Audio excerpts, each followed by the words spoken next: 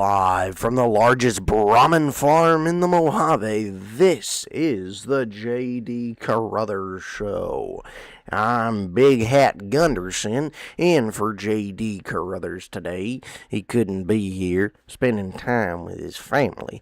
But let it be known, my hat is big, my son has been returned, and my brahmin are healthy. Ladies and gentlemen, we got a great show for you today. From what I understand, yesterday the NCR Ranger armor was found by JD, as well as some NCR power armor that don't require no power armor training. Ain't that something? Additionally, today's the day JD's gonna go looking. Was gonna be the day JD would go looking for some gosh dang unique weapons. I'm talking Big Boomer, Rat Slayer, Two-Step Goodbye. Now, obviously, JD couldn't be here, which is why I'm here, Big Hat Gunderson. But I tell you one thing, JD, he gonna have a good day. And me, Big Hat Gunderson, I'm gonna have a good day. You better believe Fallout New Vegas, my favorite game. So, ladies and gentlemen, without further ado, welcome in. Take a seat. Take your shoes off. Kick up your feet. Next thing you know, we're going to be playing Fallout New Vegas.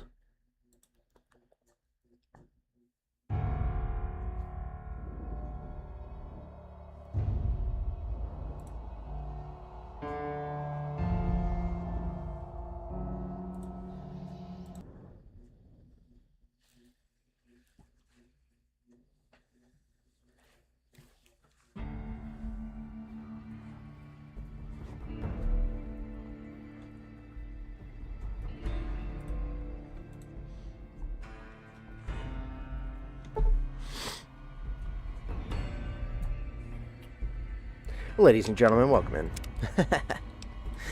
I'm back, JD Carruthers. Big Hat Gunderson was just hanging around, and I guess he just found my empty seat and decided to start talking. I don't know, man. Arcade. Okay, so here's what we're going to do. We got all this junk from the NCR safe house, but it doesn't... The NCR Ranger safe house doesn't have to be, we don't have to take all this stuff with us, right? So I don't need the patrol armor. I want the power armor, and I want the helmet. But I'm thinking, naughty nightwear, I definitely need that. Salvage power helmet, I don't feel like I need that all that much. This is 40, this is 30. We're still way over. I think we're going to have to leave behind the power armor. But that's okay, because we got the Ranger armor. Ooh, Sheriff's hat. I could be Big Hat Gunderson in game as well. Alright. Off we go. Off we go. I was on James's stream yesterday. Fantastic stream, by the way.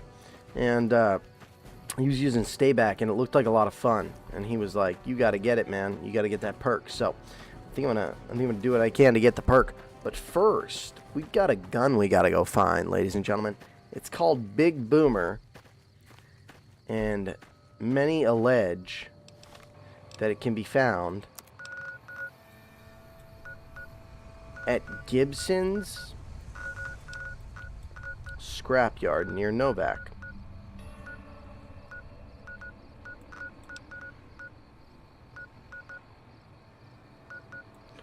Where on earth is Novak? There's Novak. There's Clarkfield. There's Nelson. There's Gibson Scrapyard. We're going to go to Gibson Scrapyard, and this is going to be the hard part. Just as a warning, my covert bandaging skills are a little rusty. I'm going to need you to wait here, Gannon, and I'm going to need you to wait here, Eddie. Because... Oh, hi, dog. Hello, hola basura. Hi, Raina. Shh.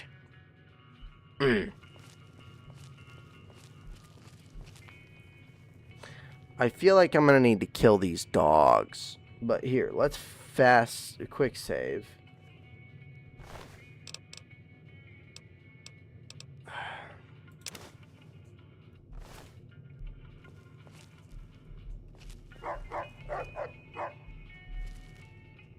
What's up, dog? I'm literally doing nothing.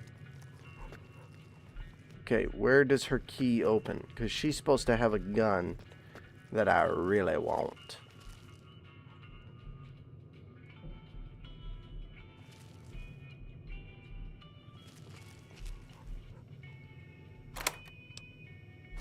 Ooh. I do need these for the Brotherhood of Steel quest line. I'm quite annoyed right now. Dude, she's supposed to have a very unique shotgun.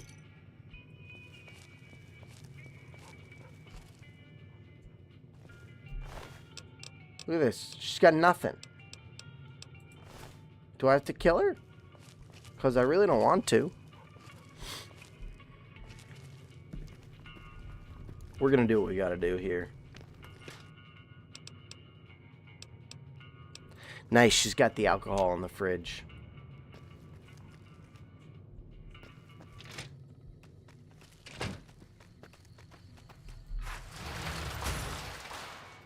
Oh, cool.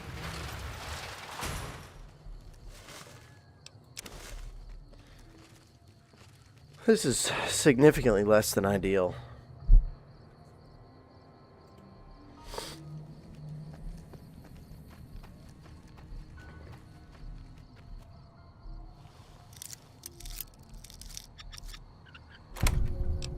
Ooh.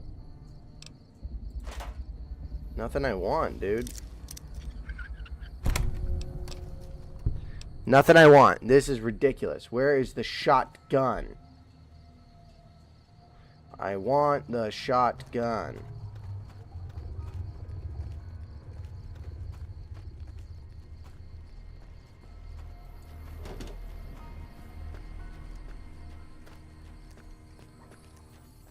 I reckon if I start fighting her right now, maybe we can get something good going on. Something good happening.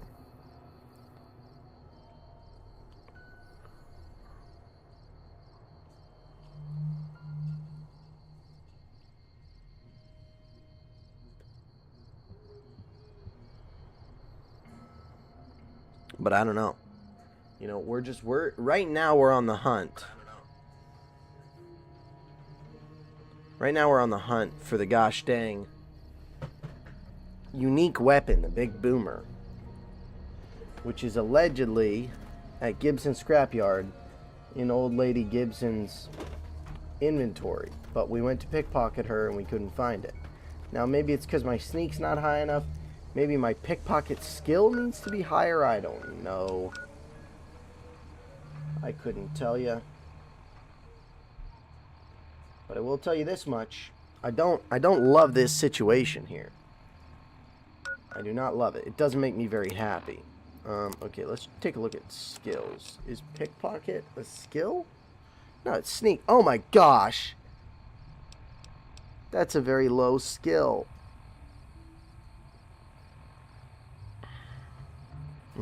Automatic crit if you're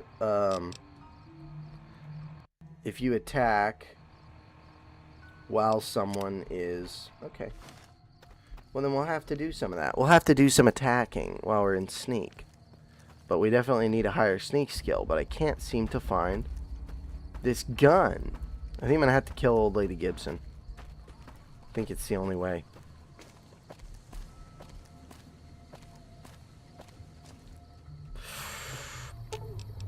Lead the way.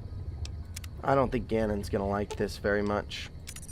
Eddie's a robot. He doesn't have any morality, but I think Arcade's gonna be pretty upset about this. Sit in the Repcon O chair. I don't even know what that means. Is that a chair made out of the O at Repcon? Nice.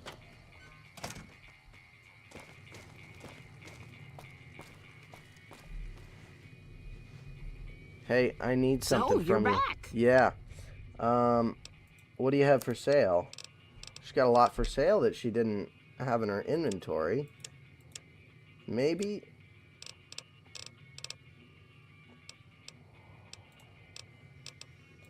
All right.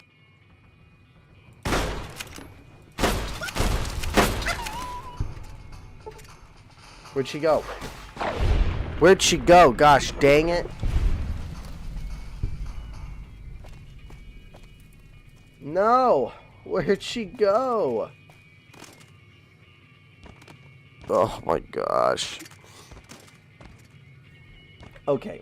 We're gonna revert the save because she's gone. And I don't have the 12 gauge. Just as a warning, But look at my this. covert bandaging skills are I go to pickpocket her. Nuka-Cola 12 gauge squirrel stew. No freaking big boomer. rusty.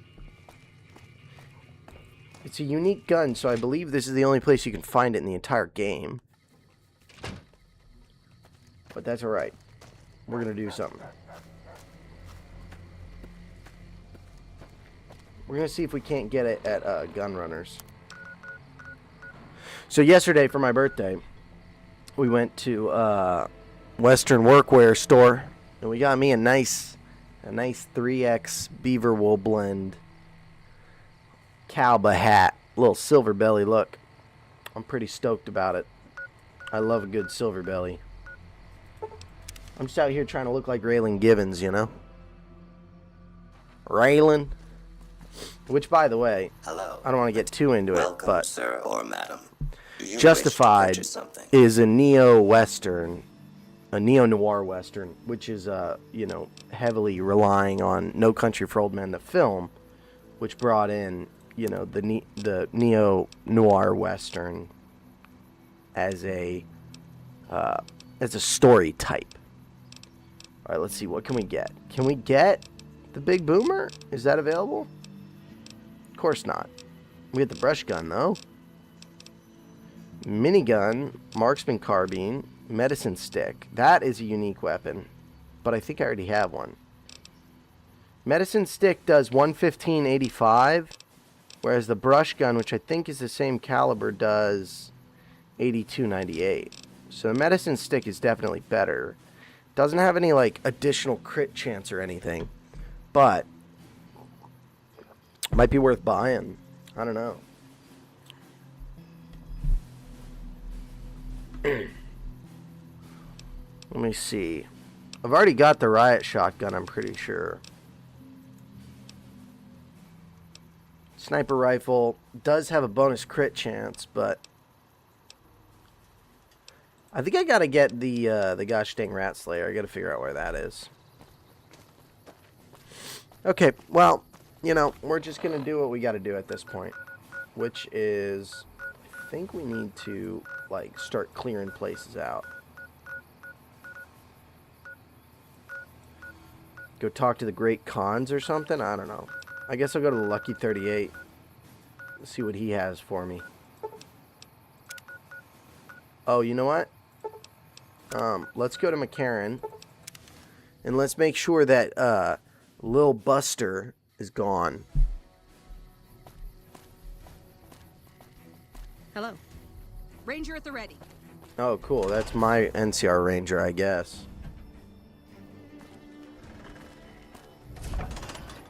So, apparently once you finish 3-card Monty or whatever, 3-card Jackpot, Lil Buster leaves, allegedly. They allege. There are some allegations that Lil Buster leaves, and he's normally over here, so, nope, he's still here.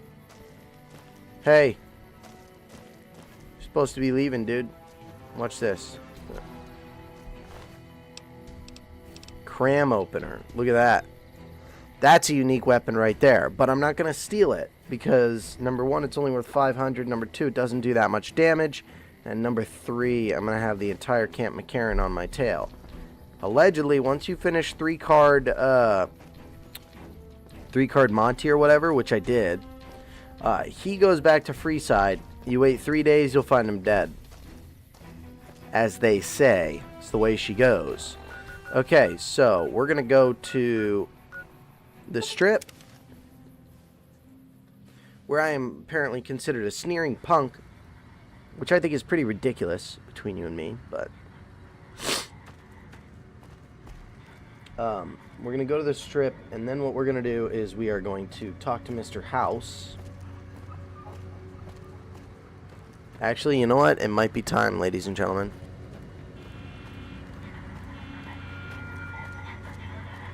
It might be time.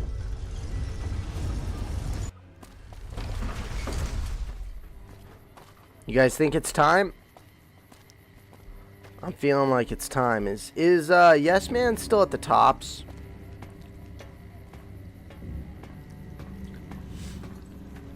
Oh my goodness, okay.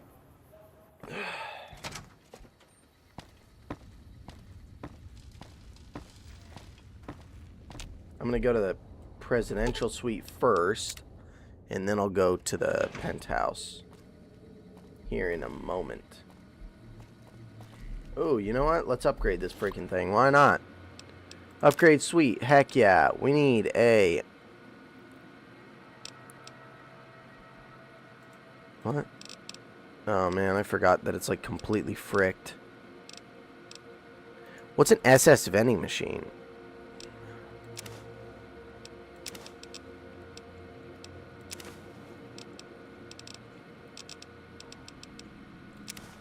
Okay. Okay. Ooh. A weapon trunk. Nice. Okay, and where is the crafting locker is just for stuff, I guess. I put a bunch of weapons in this weapon trunk. I guess it helps you keep organized, right? If I kill House, what's gonna happen to everything? Like, do I get to keep my spot in the Lucky 38? We got a refrigerator. We'll put our food in there. Workbench locker. Workbench. Okay. Auto inject stim pack. Am I a high enough level? No.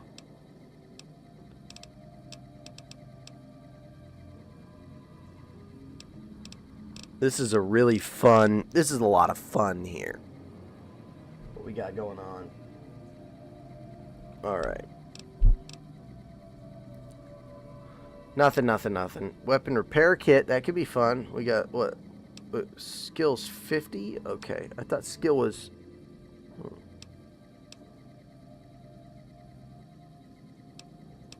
Oh, explosives, science. Okay. Cosmic knife. Where are all our cosmic knives? Okay. Let's go back over here. Let's make sure that our weaponry is being... I definitely need that. I definitely need that. Bozar is fun, but I don't think it's really that worth having. Brush gun. I think I need the brush gun, honestly. The cowboy repeater, probably not, but the lever action shotgun, yes. Driver Nephi's golf driver. Pushy, riot shotgun, sawed-off shotgun, silence 22, and I'll skip the Tesla Beaton, which does a little bit of extra DPS, which is kind of cool. Okay. We get the wardrobes, too.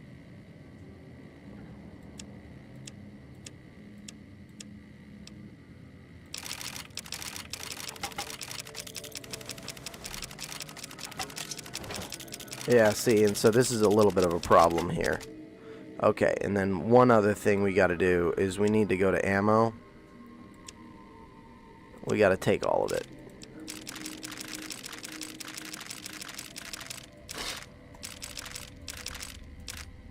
Okay.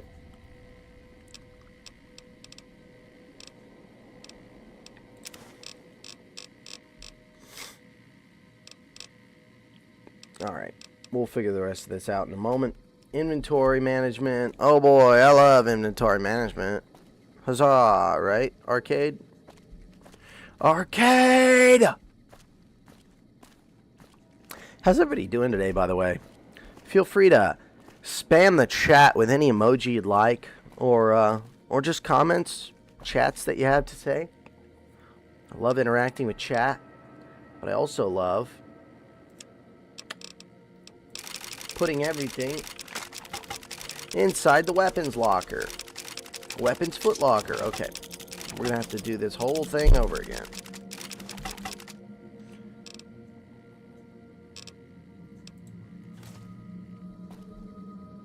Gannon, give me everything. Just don't treat me like a pack brahmin, okay?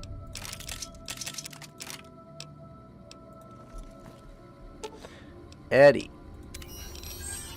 Yeah, man. Give me everything. We got a lot of 357 revolvers, so we'll use some of those to repair. And the varmint rifles as well. And now we are over encumbered. And I love being over encumbered. That's the best part of the game.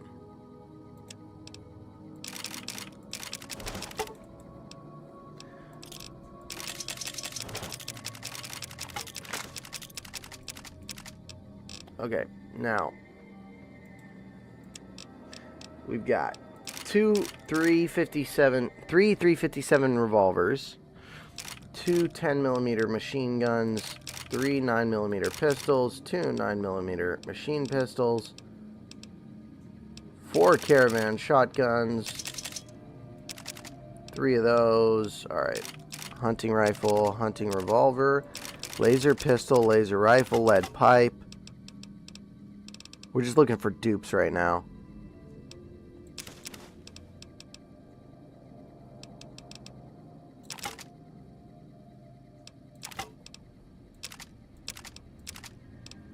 Okay, and then we're going to repair. Because repairing's fun.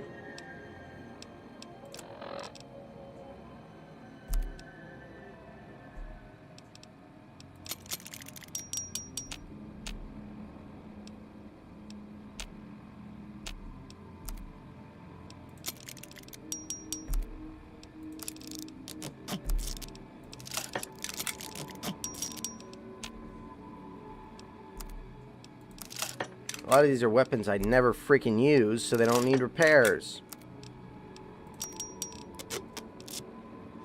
4570 revolver? Shoot, dude, I gotta be carrying that.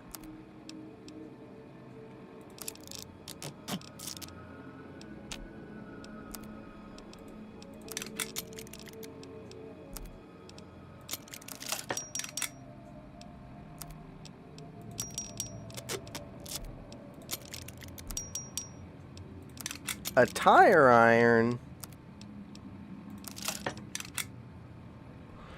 Alrighty. And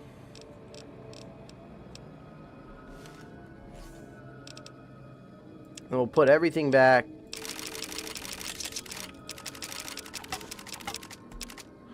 And then we're going to pick what we want. Do I want a 357 Magnum? No, because I can get the mysterious 357, and I will. I'll do that today, right now.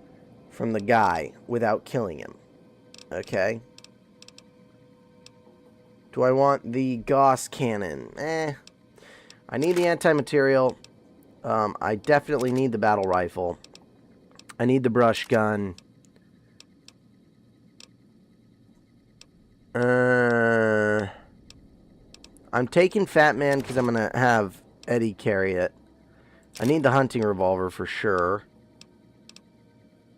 Lever action shotgun. LMG. What do we got? An M60 here? That's pretty cool. I don't need it though. Mercy, no. So many weapons, man. Sawed off, I definitely need. There's a lot of shotguns, but I think we'll be good there. Service rifle, just to be safe. Okay. That should give us range and distance and everything. Eddie, you may have the Fat Man, Eddie.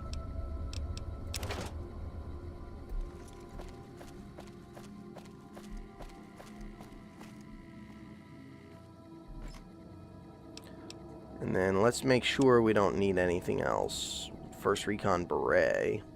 Absinthe. And none of that stuff.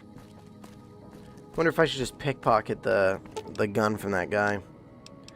Now I'm going to the penthouse, and I'm going to go talk to Mr. House. See what he has to say. Oh, Mr. House. Oh, Mr. House.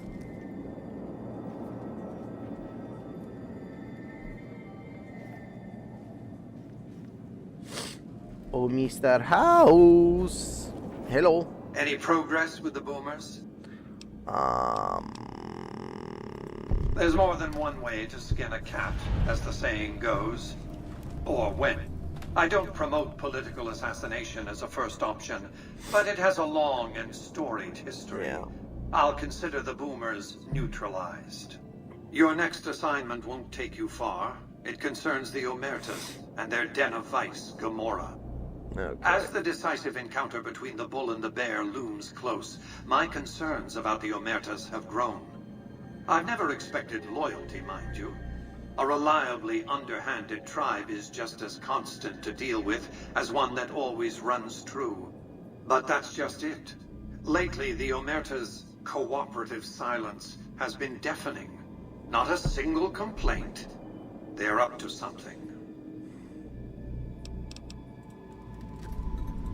A few months ago, she clammed up. Odds are she's scared. But I've had no way of approaching her. Alright. Do not be alarmed. Let's go get Arcade and gosh dang. Oh, where'd they go?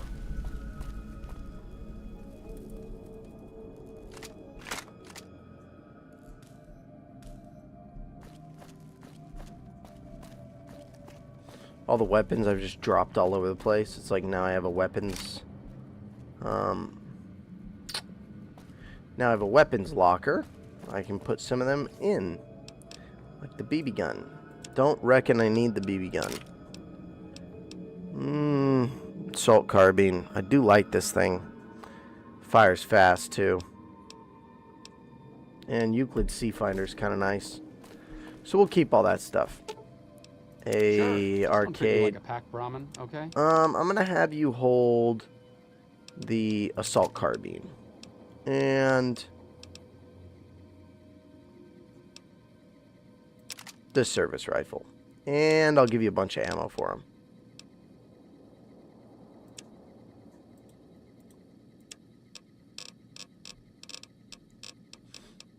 That's miscellaneous. Why am I in miscellaneous and not ammo? Okay, here we go.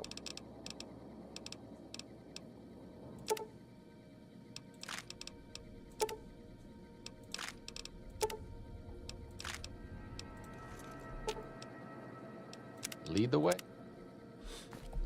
Where's Eddie?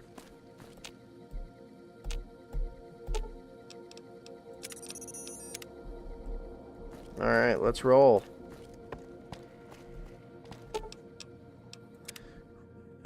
Hey, alright. J.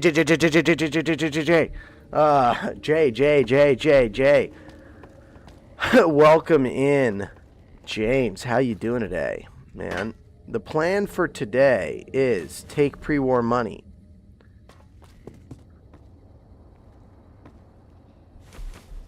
No, the plan for today was to go get the big boomer from Old Lady Gibson. It is allegedly in her, like, hey, Victor. It's allegedly in her, like, inventory, and you can pickpocket it. But then, next thing I know, ain't nothing in her inventory. I tried to kill her. She just evaporated. No body to loot. So I don't even know, hey, man. No one but Omertas are allowed to carry guns into Gomorrah. Okay. Check your weapons with me. Okay, dude. Look. You'll get these I'll be back on keeping your my way. holdouts, ladies and gentlemen. J. One thing I think. J. Okay. Let's go find this woman I gotta talk to. I hate this place. This place reeks of disgusting desperation. Hey, what's up? Hello and welcome to Gomorrah. What can I help you with today? I'm gonna massacre this place pretty shortly, so you might want to leave. Don't come to school tomorrow. My goodness. All right, what is there to do around here? I'm calling for an outstanding balance on some information. Well, I just said Feel free to let's head take to it our easy. club, Brimstone, or you can Let's see take our it easy. gorgeous courtyard out behind the casino. Yeah, this place is hell on earth, that's for sure. But you guys, you know, you did what you could to make it Sorry, hell on earth. we don't have any hotel rooms available right now, but feel. Other I knew services. someone would call in that mark soon. Yeah. What do you want to know?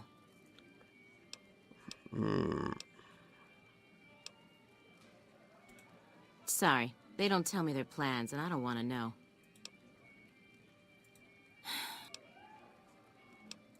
All I can tell you is to find Caccino. He's the lowest level lieutenant you're going to be able to talk to. Okay, there we go. Some of the girls say he's Dude, been yeah. involved in some shady I blasted her with the business the family 12 gauge and it wouldn't was really just a like. blood stain in her bed. Ask him about it. And, you know, I had Arcade and Eddie with me. They got rid of the dogs real quick. Okay, all right. I sure do, but loose lips sink ships. Okay. All right. I You can't look keep pretty secrets. I'm going to trustworthy. go tell Mr. House right away. Not much of a rumor, but I hear the Tops is always looking for new talent. Oh, there we Lord go. knows they've needed it for a long time. Did I already kill that guy or did I revert that save? I've heard some pretty shady rumors about the Ultralux. Yeah, I'm they're not all sure what the true. deal is, but although All they of them try are to put on true. airs, that place is just plain creepy. Okay. It's hard to believe that not too long ago, most of the families on the Strip were little more than... The Omertas even had a big war with the Khans. Okay. I hear you've actually been inside Lucky 38. True. You're the first person who's been in there in True. as long as anybody can remember. Yeah, so it was definitely wild cuz, you know. Oh yeah, where are those? Where are the holy frags? Are those in Vault 34? Sorry, that's all the news worth talking about. All I have, at least. Cuz we're still knock knock. I'll have to get knock knock, but I'm glad they don't let just any motherfucker through the gate. Good Freeside lord. smells like shit. the Omertas are like the worst creatures ever. Alright, so we got a club called Brimstone. And we got an elevator. I gotta go find somebody. This place makes me feel dirty. I gotta get the frick out of here. I hear you've been asking questions about me, dickweed. Okay, What the fuck do you Caccino. want? Oh my goodness. Business? What the fuck do you mean business? Yeah, You looking to get bro. yourself burned? Hey, bro, the You stick start talking isn't real me clear, coming to and your I mean spot. fucking crystal clear, because I'm about to lose my patience. I know where your father works, but the stick is Tuco Salamanca. You don't play ball with me, he finds out about your side business. And I don't think he's going to be too happy that you've been making money on the side and not paying him a cut. I don't give half a dick what you heard. Now get the fuck out of my face before I burn your sorry ass. Okay. You wanna see something crazy? Where are my holdout weapons? I had a 12 gauge. I had a sawed-off 12 gauge. That's supposed to be a holdout weapon. The Gabagool, yeah. All You due again. respect. What the fuck do you want? All due respect. You got no freaking idea what it's like to be number one. Every single decision you make, every freaking thing affects every other freaking thing. I Okay. banged Lot's wife and licked her salty ass. Good What the fuck do I lord. look like? Oh my I'm the one asking gosh. the questions here. Now Hey, tell me it's you the can drop gabagool. my name before I get some muscle over here and we find a private place to talk. Hey, don't. Listen. Between you and me, we're going to have to do something. We're going to have to think about something. You know, maybe little boy told me you've been talking to the wrong people. Between you and me, we're going to have to take care of some things. I banged Lot. Good Now tell lord. me why you've been dropping my name before. I just want to kill him. Let I it- just want to kill him. We're just, as the great Sam Hyde would say, homelessness will be over in 2020, what was it, 2077? What, how? Hey, We're just gonna kill him. We're just gonna kill him. I've got a laser weapon robot. We're just gonna kill him. Where'd he go? Nice. Zoara club key. Where's this gun, dude? Cachino has died. Oh no! Cachino's dead. Does it look like I care? You gotta break a few eggs to make an omelet. What can I say? Hey. Forget about it. It's like I always say. You gotta break a couple eggs to make an omelet.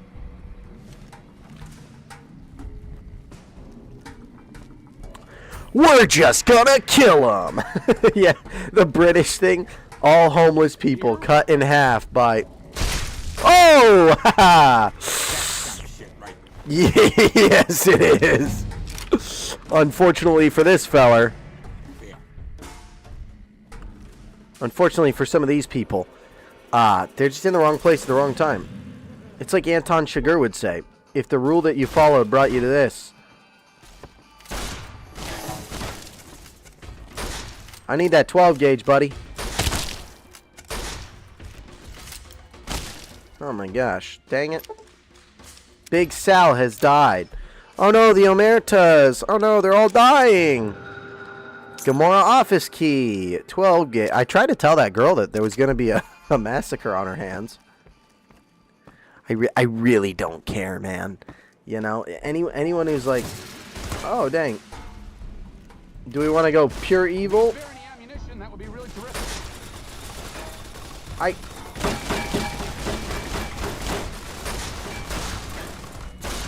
Elevated firing position, dude. This is awesome. Right there.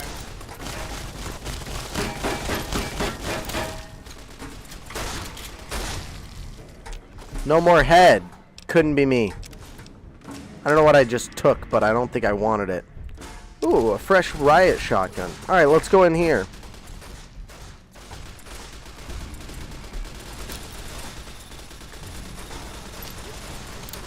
I enjoyed having the elevated firing position, but... Oh, you know what? Wait, I have a riot shotgun now. What am I doing with the 44?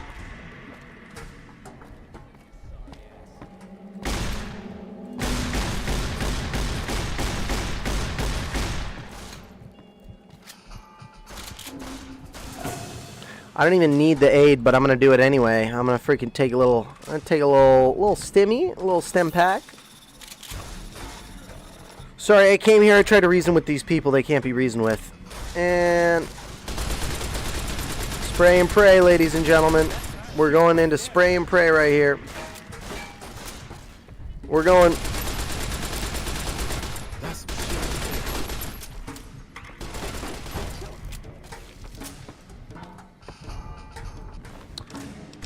Good, I needed some of these. My goodness, more stim pack? Come on. Oh, I got a super stim pack.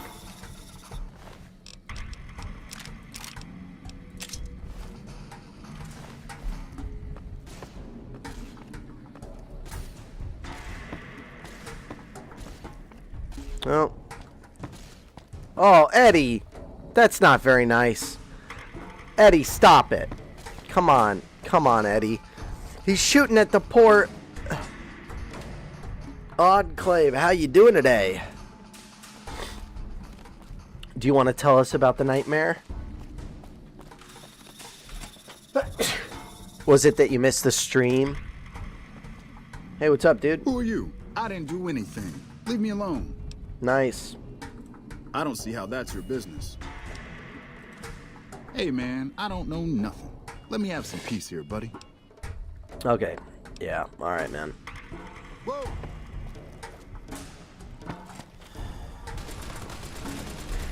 Oh, wait.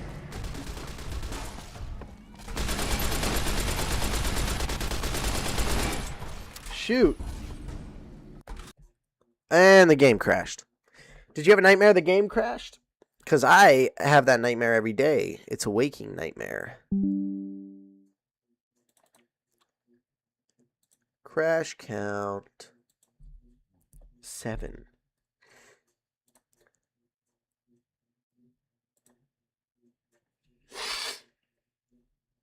Okay, sorry, we'll get right back into it.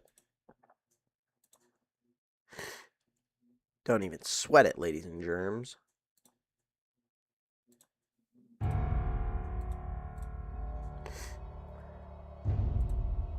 Enclave, we want to hear about your nightmares.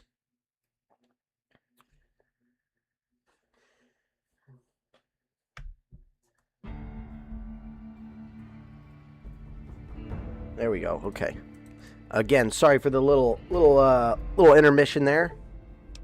Sometimes when we get a little too crazy, tossing and turning over, missing the stream, some Bioshock-esque setting where everyone lived inside an enclosed space with a bunch of buildings inside, and then I helped break someone out of a prison and then took up a gun, started blasting people in the head because they already wanted to kill me.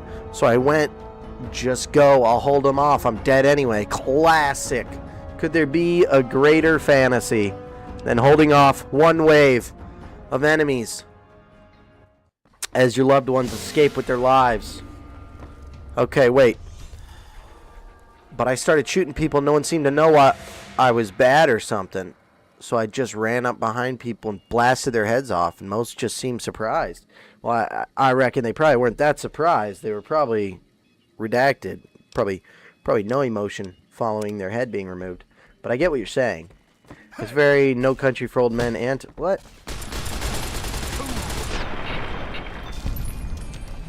Yeah, of course Troik has died. He tried to kill me. What's up, Troik? Oh, Gamora. Utility room key. Okay.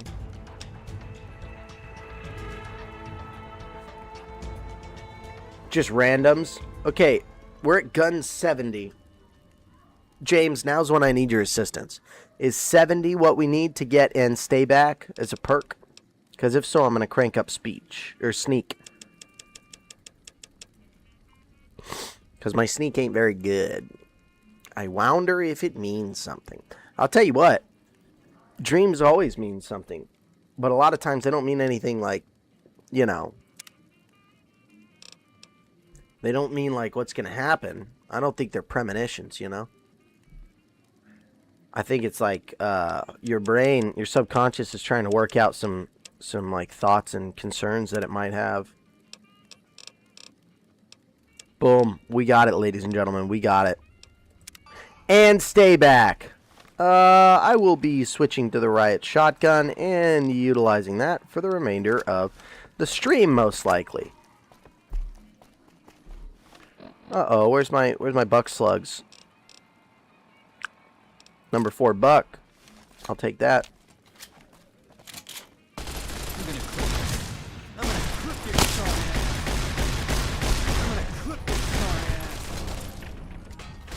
That's some shit right there. A lot of ammunition. Oh, good. Okay. We're gonna drink some dirty brown water. Maybe a little dog meat, a little fancy lad snacks.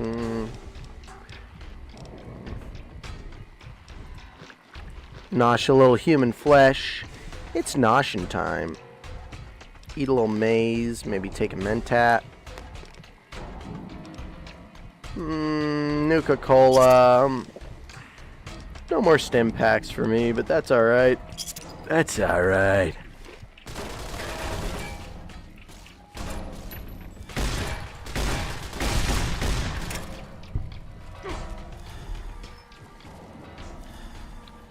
Like, I need to get out of the danger, you know what I mean?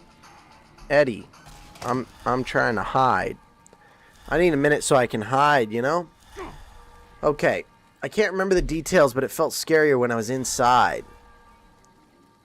Fights and conflict is always weird in dreams. Eat an entire tub of mayonnaise. I would, but... There we go. Alright, I just need a minute for the health to kick in. Alrighty. Here we go. Eddie gunning down the entertainment. Like, bro, you can't be just shooting the dancers over nothing. Infamy at the Strip. Whoa, what the frick? What is this thing? Ugh. Okay. Critical strike on Gamora prostitute. Oops. This person got caught in the crossfire. Oh man, that sucks. Poor guy. Ooh, nice. We got a secret room. Always love a secret room. And what's in here? Human flesh. Sniper rifle. Sniper rifle. 308 rounds. What's in here? 308 rounds. Sniper rifle. Okay. Oh, I've had underwater nightmares before, usually my least favorite. But yeah, I was going to say it's weird if I get in like a fight in a dream and everything is so slow and I can't control my fists well. I don't know. Murdering gamblers gives you bad karma. Yeah. I wasn't trying to. I wouldn't call it murder. I would call it negligent death. He did. I don't know what caused that. That could have been a spontaneous explosion. I mean, people are so quick to blame the guy with the shotgun. But have you ever thought that maybe his body just did that? I've seen it happen. Could have been the Enclave. I mean, God only knows. Hey! I'm gonna clip your sorry ass. Have you guys seen the... Oh my gosh. Oh no, I don't have any more slugs. That's all right.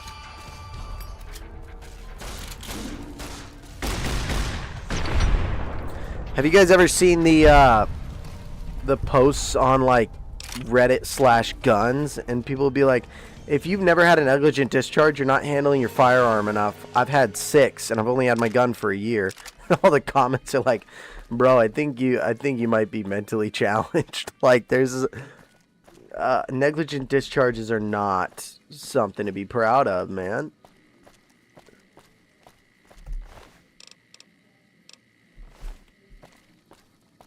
Okay, I need a lockpick level 100, or I need to find the key, and... I will steal some whiskey. I do not care if I lose karma. I have a lot of it. I've got a lot of karma to spare, ladies and germs. Negligent discharge of a firearm inside of private property, which could be... Oof, this guy's about to get... He's about to have a bad day. His day's about to be bad. Flechette to the nog, dude. Flechette right to the nog.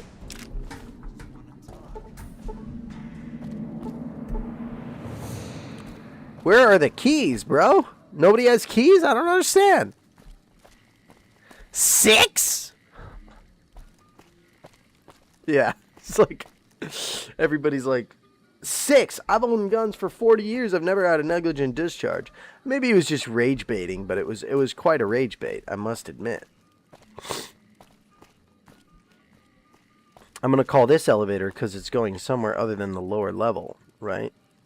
I'll steal a pack of cigarettes. I don't care if I lose karma. Lower brimstone. Over here. Over here? Hey, are you telling people where I am? I don't like that. She's trying to alert the Omertas. I wasn't going to kill her, but now I got to. Sorry, ladies and gentlemen. Okay. Ooh, pre-war money. I'll take that.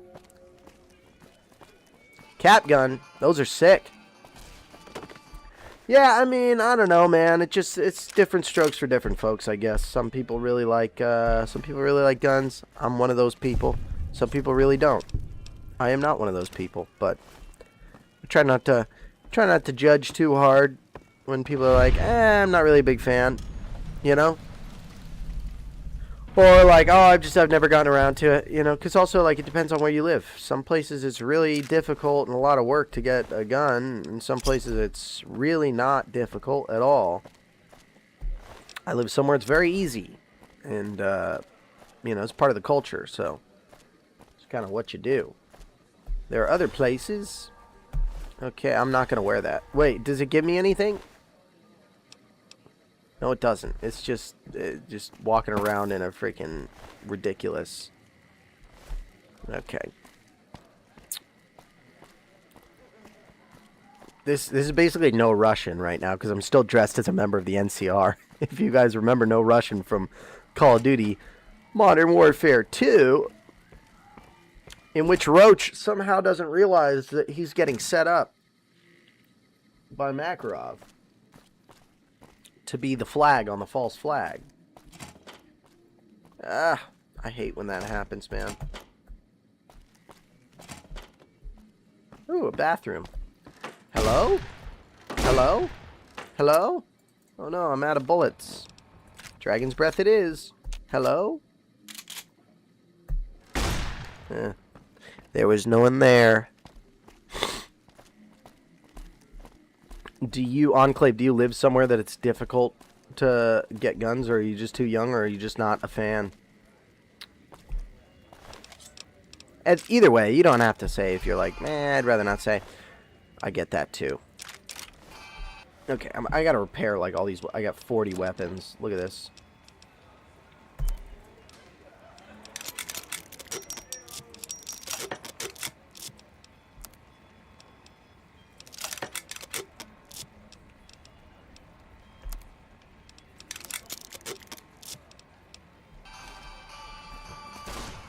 You live in a hole in the ground. That makes sense, because you're part of the Enclave, right? What a shit. Here we go. How do I get back there? I want to get back there and raid the cupboards and whatnot. Steal from their lock boxes. I'm gonna make mincemeat out of you. Oh yeah? He did not make mincemeat out of me. That's some shit right there. Oh yes it is. You could have just told me what I needed to know. And instead, now this whole place has been massacred. Oh no. How do I get into this cage? I want all their money. I want all their money, ladies and gentlemen. JD's and gentlemen. Do I go uppy stairs?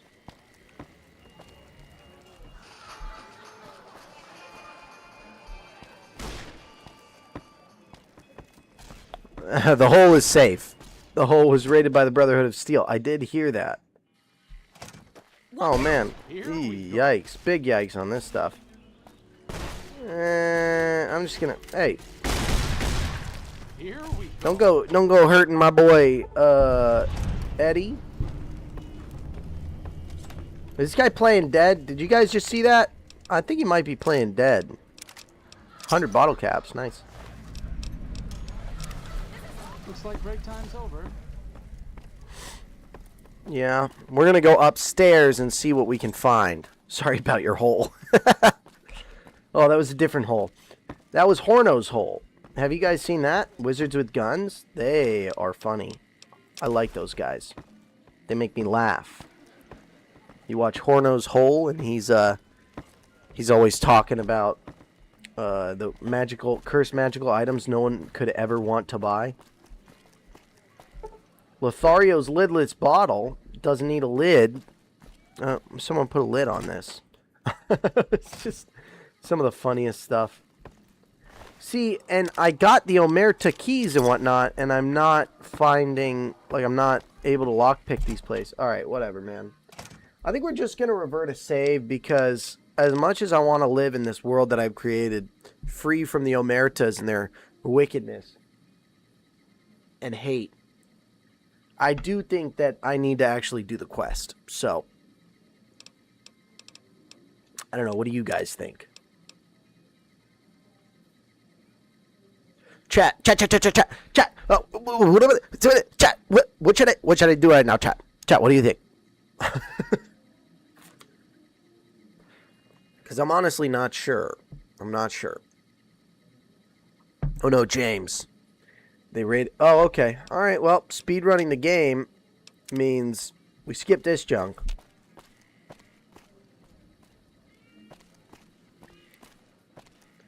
We're going speedrun. I think we're already 70 or 80 hours in. I don't know if speedrun is really a word that you can use to describe this run of the game. But, hey.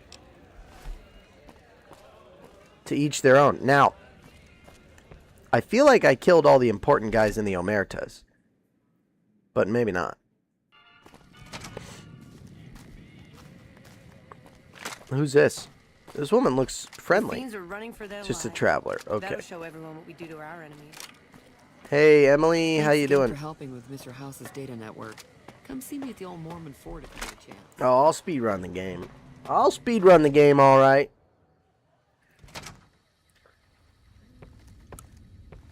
You better believe I'll speedrun the game. I'm gonna go talk to House. Hopefully he is chilling about this.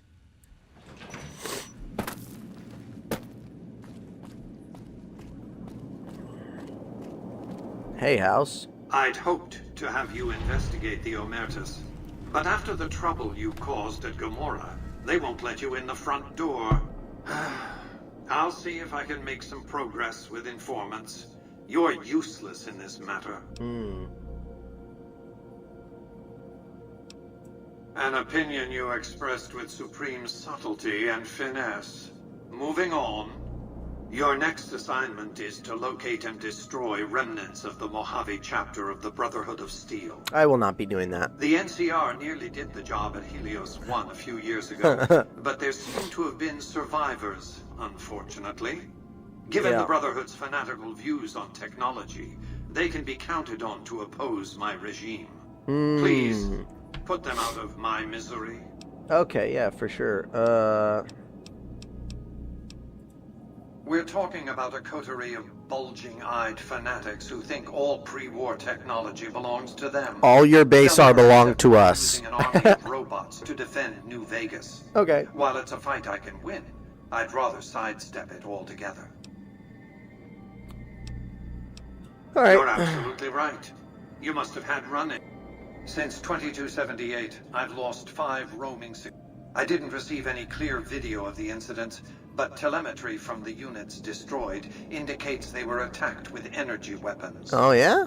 That's it's interesting. Obvious that the Brotherhood has a base in hidden. Yeah. From time to time, the NCR has assaulted Brotherhood bunkers. In 4 of the 6 incidents, I surmise it's standard practice for the Brotherhood to install a self-destruct system. It's consistent with their uncompromising nature. Interesting. You might use that against them, or kill them another way. It's up.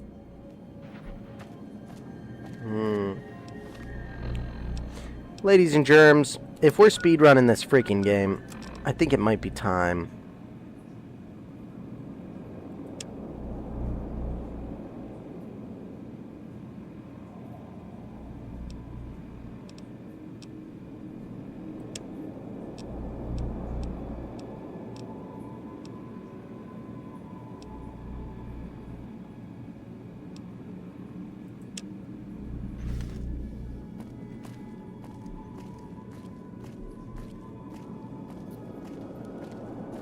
Ladies and gentlemen, we are going to do what we must do.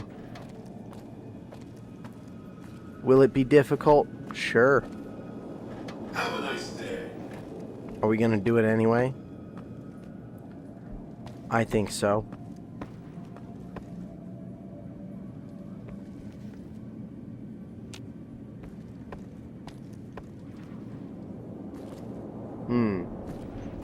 I am very confused. But that's fine. I don't know what else it is I'm supposed to be doing over here, but I am going to... Yeah, it wasn't very nice of House to say that I was useless, but it's okay. Mr. Not at Home has to go.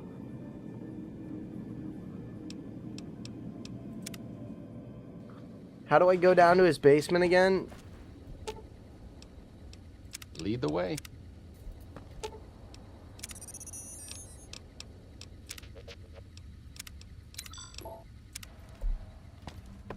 No, wait. I just told him to wait here again.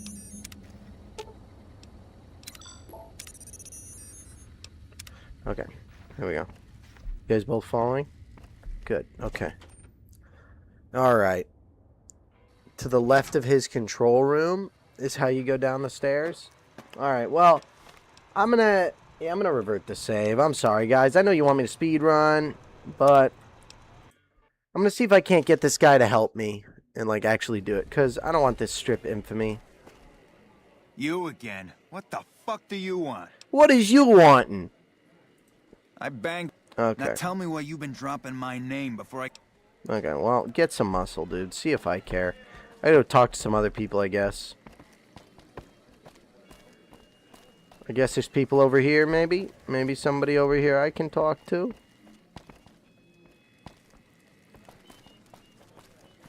In this vicinity? Maybe there's somebody in this vicinity I could talk to? Let's go to the sweets level. Am I gonna be attacked? A full house ending. I was thinking Yes Man, Independent Vegas. Fuck, not at home. Must be cozy up there in the lucky 38. They call him Mr. Not at Home. That's pretty funny. I didn't realize that someone in the game actually calls him that. Okay. Oh, this is just... Ugh, I always forget to change my quest. Okay. How little we know. Check Cochino's room or his person for some proof of his behavior. Perhaps someone has a key to his room. Just as a warning, my covert bandaging skills are a little rusty.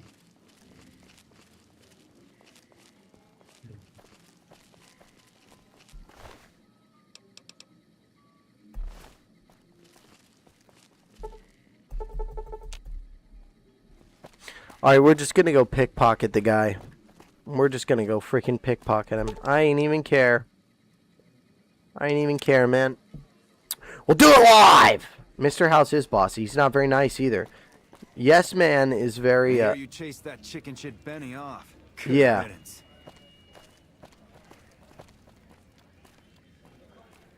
Floor manager. That guy's tiny. Alright, where's this freaking loser? I tell you, not at home is gonna have his day. They really don't like Mr. House, do they? Who's the enemy? Who do I have that's an enemy right now? No one's shooting at me. Golly, this place is a maze.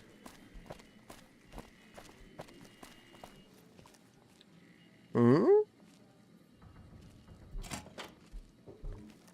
Oh, yeah, probably not. All right, we're gonna go find him. We're gonna find him. I'll do it myself. I'm gonna do it myself.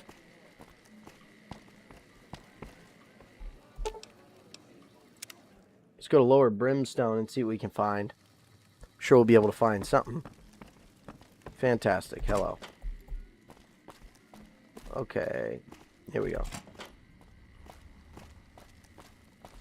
Who's this guy? I hear you've been making some waves around here. I have.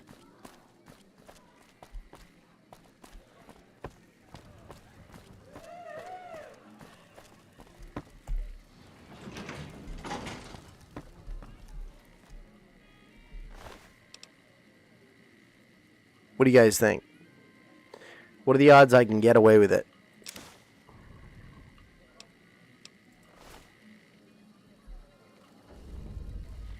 Heck yeah, that was so easy.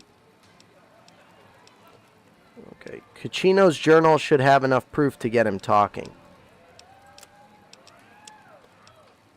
Cochino's journal documents a couple months of Cochino's activities. It contains a detailed ledger describing many of his business deals over the last few months, including the sales of chems and weapons. It is clear at a quick glance that these transactions are his own personal finances, and this is done behind the backs of the Omerta family management structure. He also talks in great detail about how many sexual encounters with Gomorrah prostitutes, including Joanna. After nearly every off-the-books sale or sexual trysts, he vows this one will be his last. Well, ladies and germs, I hear you chased that chicken shit Benny off. I did. You again. What the fuck do you want? I want you. I found this ledger, buddy. Yeah. Okay, listen, buddy. Hey. That's some dangerous shit you got there. Yeah, it is. That book can get me killed if the Good. right people see it. Let's Well, talk. What I do you was want? gonna kill What you can I do for myself. I'll consider giving this to you for some cash. Is this journal worth 100 caps? Do you think the family would like to see this? Why don't you try and take it from me? I think I'm going to keep this a little while.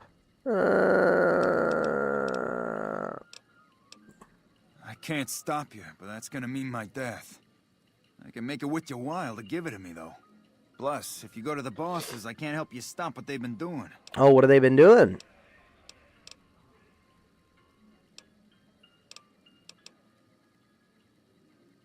Okay, you got me by the balls. Here's a couple You $100. got me by the Maybe that'll balls. buy He's you a some shit. gabagool.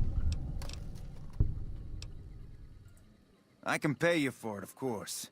I also have some information about the Hey, there we go. business that you might find Look interesting. at that. We're still gonna Between get. you and I, we We're can still break gonna up get what they're and planning, stay back. Maybe save some lives. Mine included, of course.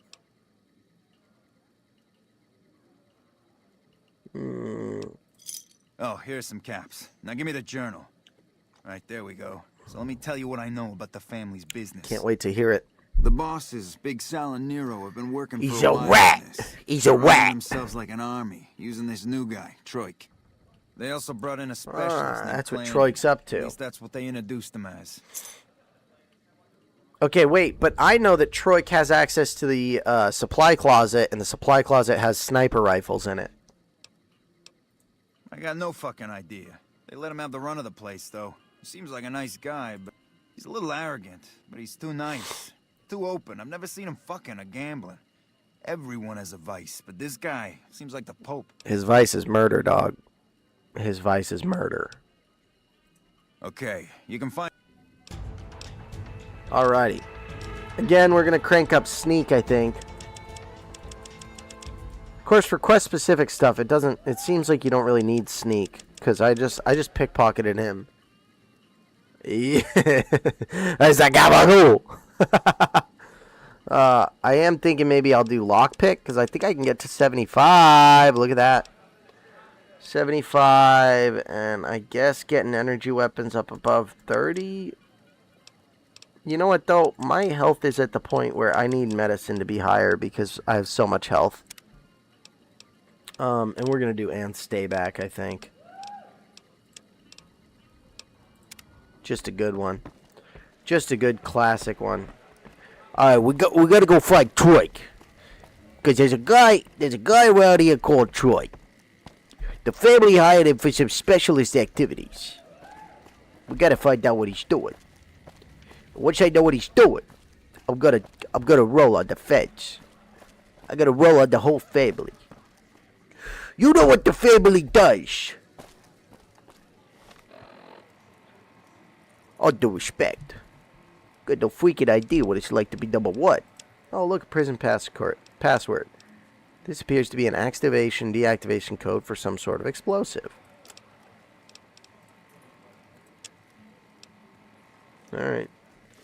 Give me 1 sec. I gotta check a couple things. Boom, boom, boom. Hooray! I'm useful. Alrighty. Let me just send a couple. Oh, it's not gonna let me, is it? I had to do it on my laptop. Okay, that's fine. Take the elevator to the suites level, maybe, and see what we can find. Did he give me a key?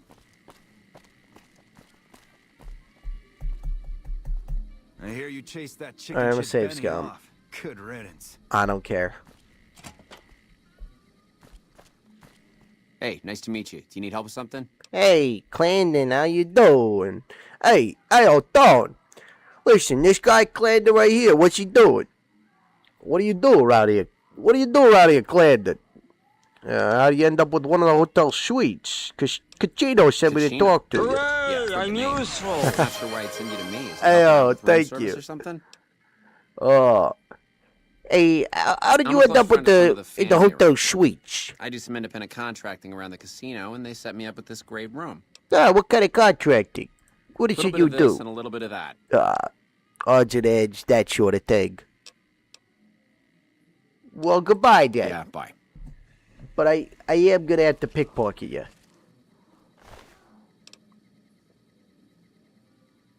This gonna go well? Ah! What a shame. Not good.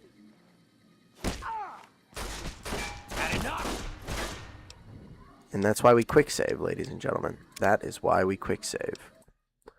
What's that freaking noise in the background? Hey, nice to meet you. Hey, Need help with something? Glendon, how you doing? What do you do around here? How's your dump? Cachino sent me. Yeah, time for me to go. All right. Ridiculous. What's up here? Ooh, more doors. Okay, well, all right. Yeah, I'm trying to mind my own business, man. This is, good Lord. I do not like being in this hotel at all. That tower on the strip, the one you can see for miles? I hear it ain't sealed up no more. Ah. What do you mean he's weird? What's he got going on? Is he like Neil McDonough's character in Justified?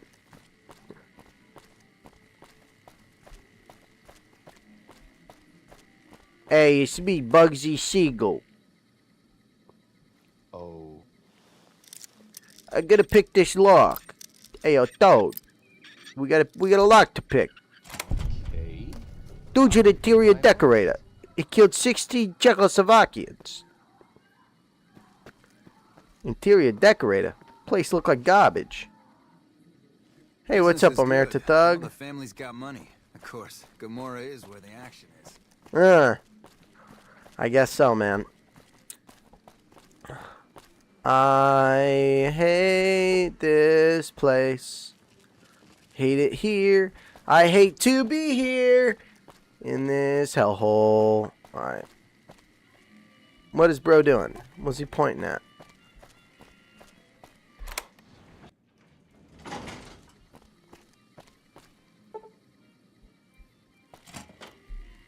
Ugh. Freaking getting caught by the doors. Hey, what's up, Troik? Hey, Troik, how you doing, Troik? Who are you? I didn't do anything. You didn't do anything, Troik. Oh, yeah? It might also be that I'm just not reading it. There's always going to be delay between chat going through and the display, but as far as me reading it, that could also have an effect. But what is it that you do here? He's like the guy from American Psycho. Yeah, that makes sense. Makes a little sense, okay. Well then, so what's your story, dog? Hey man, I don't know nothing. Let me have some peace here. Oh, you can have some peace, but Cachino sent me to ask you what's going on. He must be trying to get me killed. I'm looking to help Cachino break up whatever the bosses are planning. Yeah? Well, fuck that. The bosses have my number, and I'm man while they got the goods on me. Okay, well, if you don't help me, I'm going to report you to the NCR. Cachino forgot to tell me what they have on you.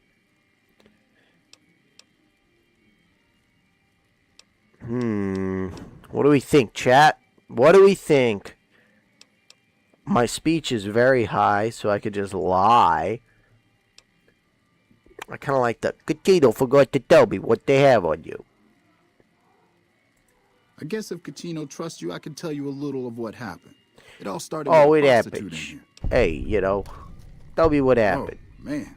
I don't even like to think about it. Okay. All that goddamn blood. Uh-oh. It was just in the hotel like any other. I took some chems with the girl I was with, but I never black out. I did this. Next thing I knew, I woke up, she was lying next to me, stabbed dead. There was a knife next to the bed, and I was covered in her blood. Ah, so that's what's going on with this. So Troy got framed by this other dude. Classic. Basically, Lincoln Lawyer, Ryan Phillippe's character. What kind of chems were you doing? That night, mostly buff out. Buff out? What do you need buff out for? A little bit of jet and wash it down with some whiskey. That was my standard Saturday night. Dude, I love drug addicts being like, yeah, just did a little bit of buff out. I like to cut it with jet. It's like, okay, that's a lot of chems, like man. I said, pretty standard for me. I can handle my shit. You are a drug addict. Okay, a couple more questions. Right, have at it. I keep a little switchblade tucked away with me. You never know when you might find some trouble. Well, you found trouble because you had the switchblade, my man. All right. How'd the family when I saw find the out? body, I started screaming. In a few seconds, some of their soldiers were in there cleaning up the room. They offered to keep silent about what happened if I agreed to help them get their hands on large quantities of guns at deep discounts. Well, sure. I don't understand what the issue is.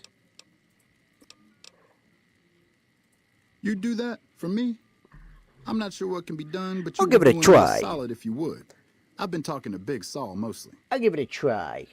You got my word for it. I'll give it a try.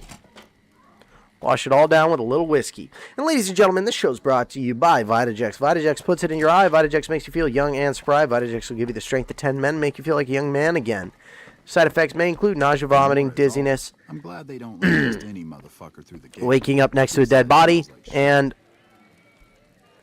joining the Omertas. So, common and fatal side effects do include, of course, spontaneous limb detachment, killing everyone in Gomorrah, and, of course, the Omertas thinking you're one of them.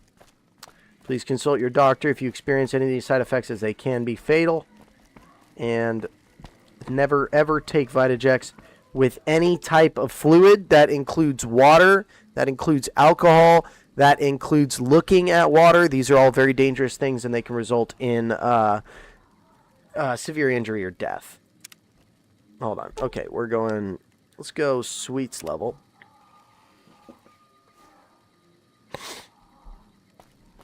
I think I got access somewhere around here to something or other. I can't remember what it was. Hey, you little psychopath. So yeah, it is basically Neil McDonough's character in friggin'... Oh, neat. I feel like I'm not supposed to be here. I feel like this is not somewhere I should be. Basically Neil McDonough's character in Justified.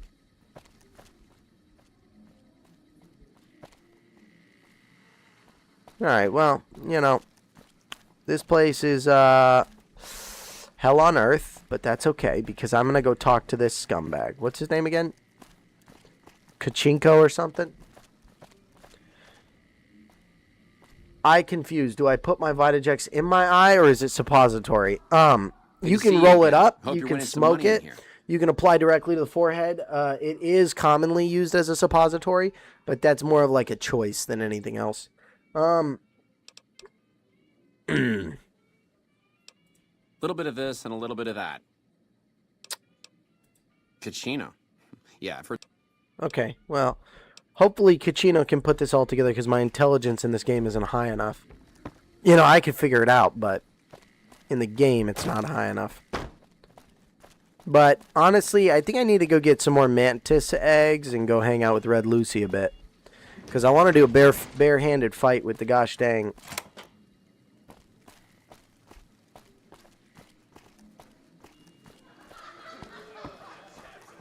Okay. Yeah, I'm bored of this quest all over. Already. It's not fun. I'm not having fun with it. I want to get the frick out of here, man. Oh, wait. Had me a money 1922. You let other women take up. Back to Gomorrah. Find yourself. Oh my gosh. This place sucks.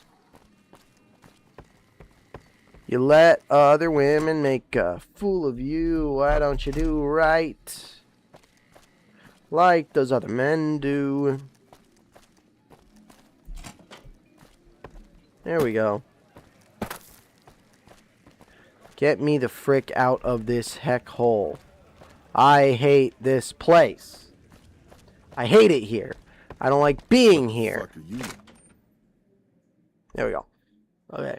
So what was I going to do? Ah, mantis eggs. How many mantis eggs do I have?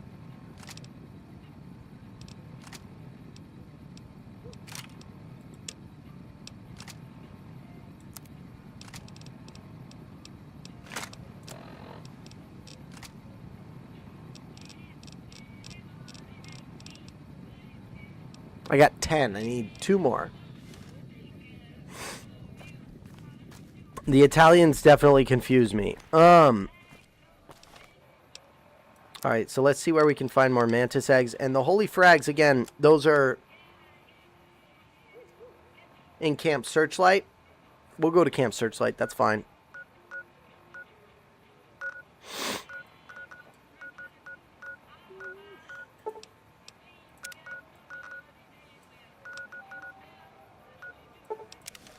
Can I buy mantis eggs? What's going on here?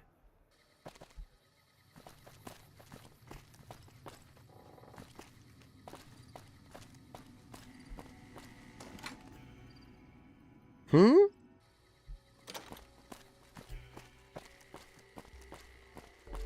of these days, Red Lucy's going to show off her death claws. Can I help you with something, stranger? What's up, Crandon?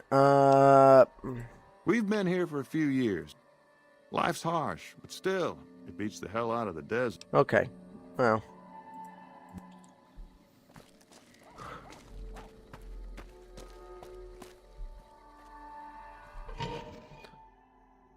There's another route into the thorn, I'm guessing.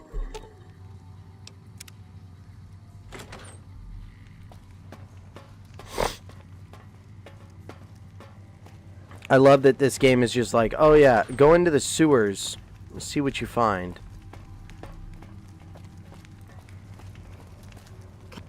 Careful with those fiends in the western sewers. In the western sewers? Indeed. We'll never make enough to live outside. NCR should head back to their land. Good lord, it's just like every dystopian film ever. I need a key to the church. Okay. Alright, let me give Red Lucy the 10 eggs I have, and we'll see what she says.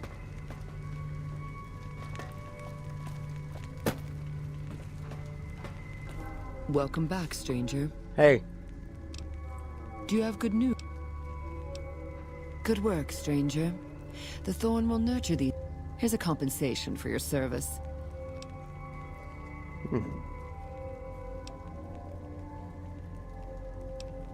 Don't think your servile gesture earns my respect, stranger. But if that's how you want it, so it'll be. Servile. Bring me a dozen rad scorpion eggs. Rad scorpion I'll see eggs. to it that you're rewarded fairly. You've got. So. Wait, Red Lucy. Welcome back, stranger. Am I? Oh no. There we What's go. on your mind? There we go. Bold, as it pleases the thorn, and me. But it does. You speak like a hunter, yet only actions prove one's worth. Okay. Bring me a dozen. Is that all I get? I gotta bring her a bunch more stuff? What? You show great promise. I look forward to the time when I can call you my hunter.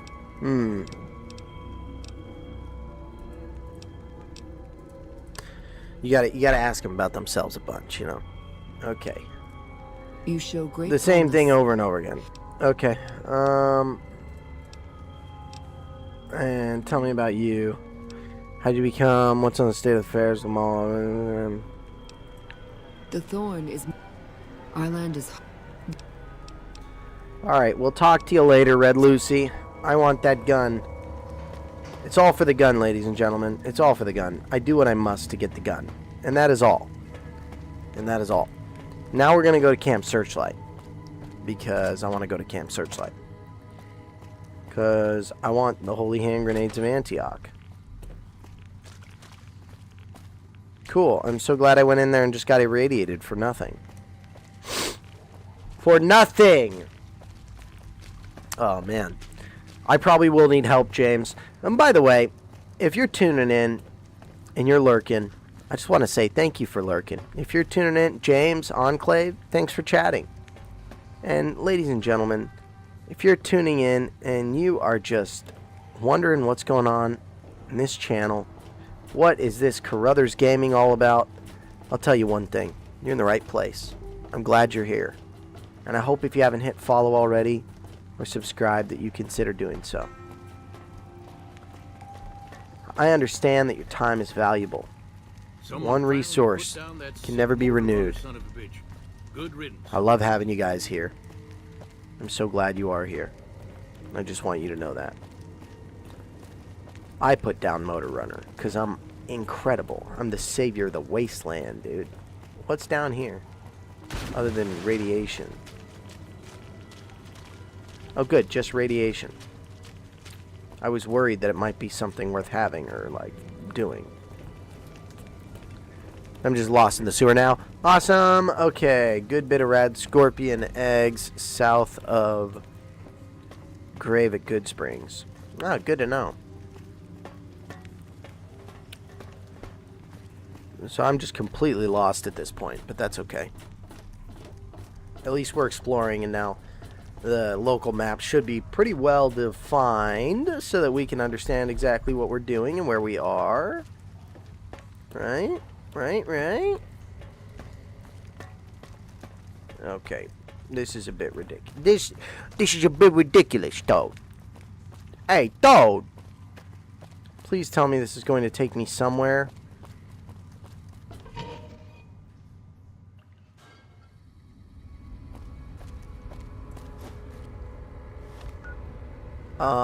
So I think you'll need a key to the basement of that church. There's some guys in a basement at Camp Searchlight who have the key. Like, guys or ghouls? Well, guys and gals. Guys and ghouls, I mean.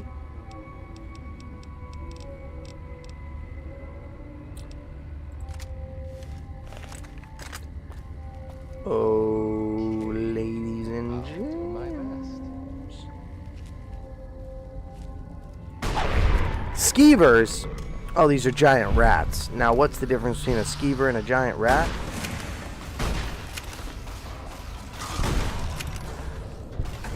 That's a lot of ghouls.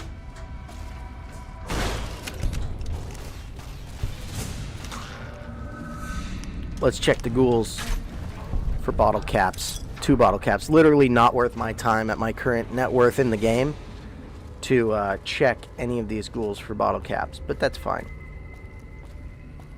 Ah, Prospector, dead. 9mm pistol, 9mm round, beer, bottle cap, 9mm case, dirty water, maze, Radaway, Desperado cowboy hat.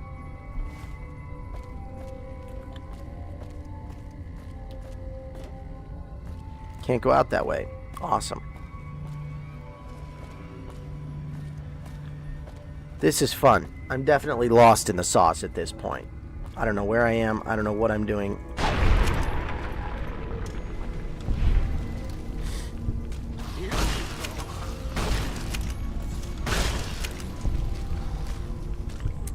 I'm trying to have fun, but it's hard when you're lost. It's definitely hard to have fun when you're lost. Oh, look. It's the NCR. Patrolling the Mojave almost makes you... The heck are they doing here? Don't forget to bring rad suits or spacesuit or whatever. Bring Radaway. Yeah, I'll probably go to, let me go to the medical clinic. See if I can't buy. She has supplies, right? Over the medical clinic? I think so.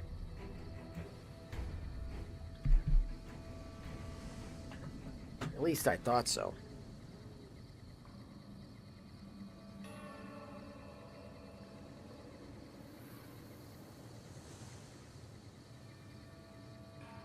Sorry, give me 1 sec.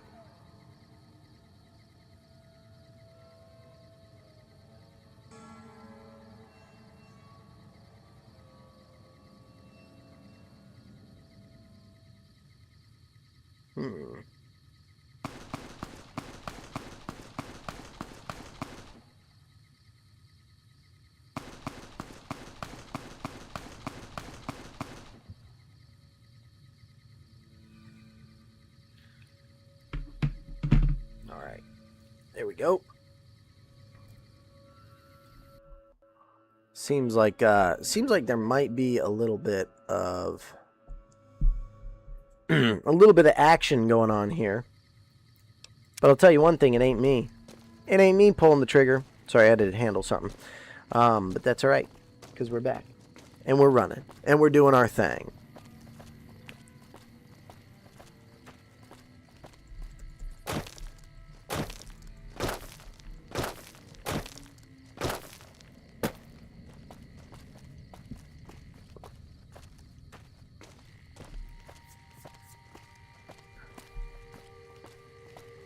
I'm silly. I got lost. Oh, I'm going to get some Radaway and some stim packs because I need to be able to take care of Camp Searchlight. Then it's 6:30. We'll get the holy hand grenades. I got to figure out why old lady Gibson doesn't have the dang... You're back. Do you need medical attention? Of course, I always need medical attention, but can I buy another implant? All right. You're healthy enough. Sweet. What should we do, guys? People like me better, smarter, quicker, agility? Reflex booster does. Yeah. Here's the caps. I ain't even got to think about it. Increased agility? That's a quick yes from me. All right, Dr. Usanagi. No, I need medical supplies. Okay. Bonsai is ready. Okay. Let's go. I would like Med-X. I will take all 7. I would like Stim Pack. I will take all 14. I would like Super Stim Pack. Today's physician, doctor's bag, and she does not have Radaway. Okay, well, that's what it is. Alright. I'm wounded. Some of these. Here's the caps. Why do they always walk away, dude? You're back. Yeah, I have radiation poisoning. I need to get everything healed first, and then I'll go take care of this business. Cool. Alright. You're back. Alright, looks like we're good. And then I gotta go buy medical supplies from somebody. I feel like the Crimson Caravan has medical supplies, but maybe not.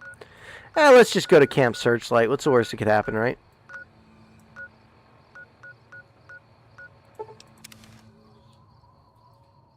With no Rad-X and no Radaway. I might actually have Rad-X. I have Radaway. So I guess I could take that.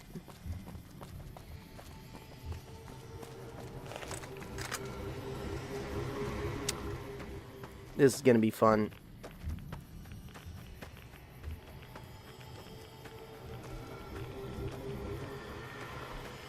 Alright, so let's check the local map and see where the church is.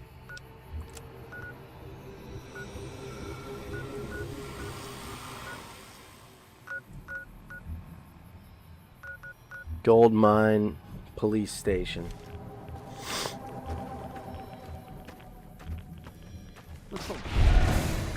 There goes his head. Let's freaking go! Let's go, let's go, let's go! Alright, we gotta get in here. We gotta get it figured. Fire station, elementary school, elementary school. Very sad. Heavy radiation going on here. Give me one sec. Let me just hit this real quick. There we go. Spamming my own emojis in the chat. Like I do.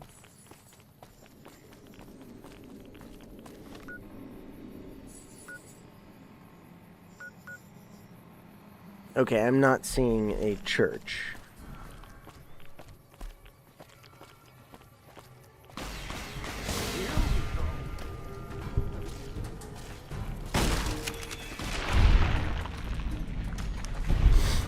I now have minor radiation poisoning, but that's okay because I have Radaway.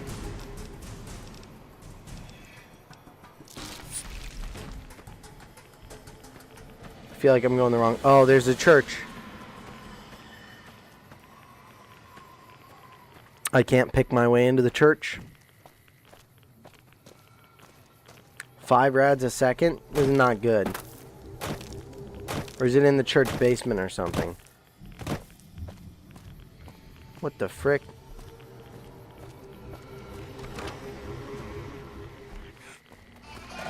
Oh my gosh, what is that?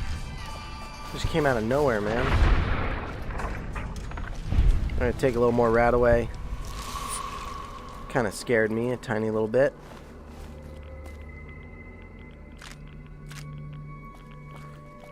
Mini nukes, but where are the holy hand grenades? Or is this not the church?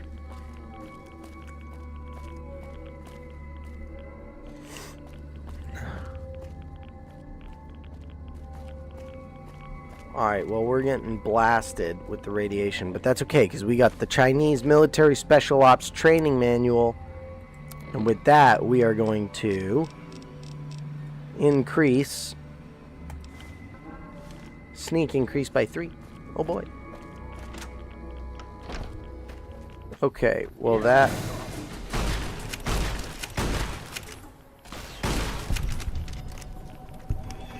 Ah! Just like dead money.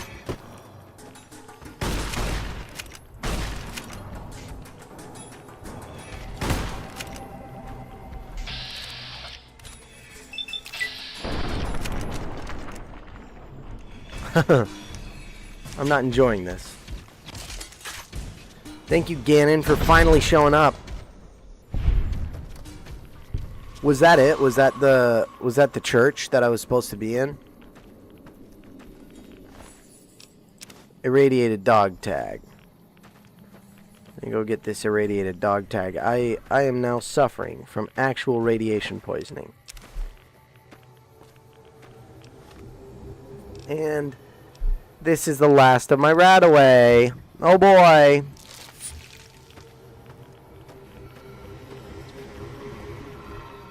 I'm not seeing another church, so I'm going to try this one more time. I'm going to try this building.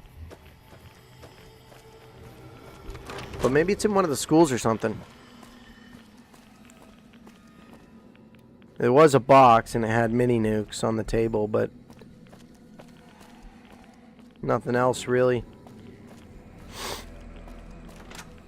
Maybe if I detonate a mini nuke in the middle of town, it'll produce enough radiation to absorb the other radiation. What do you think, guys? What do you think? Sounds like an idea Mr. Fantastic would come up with. Oh, another church. You guys think the fire station will have some Radaway?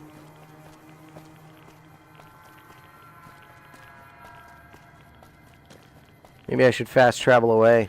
I don't know. How bad can I get let the radiation sickness get? Because this ain't looking good, ladies and gentlemen. Critical radiation poisoning, low endurance -3.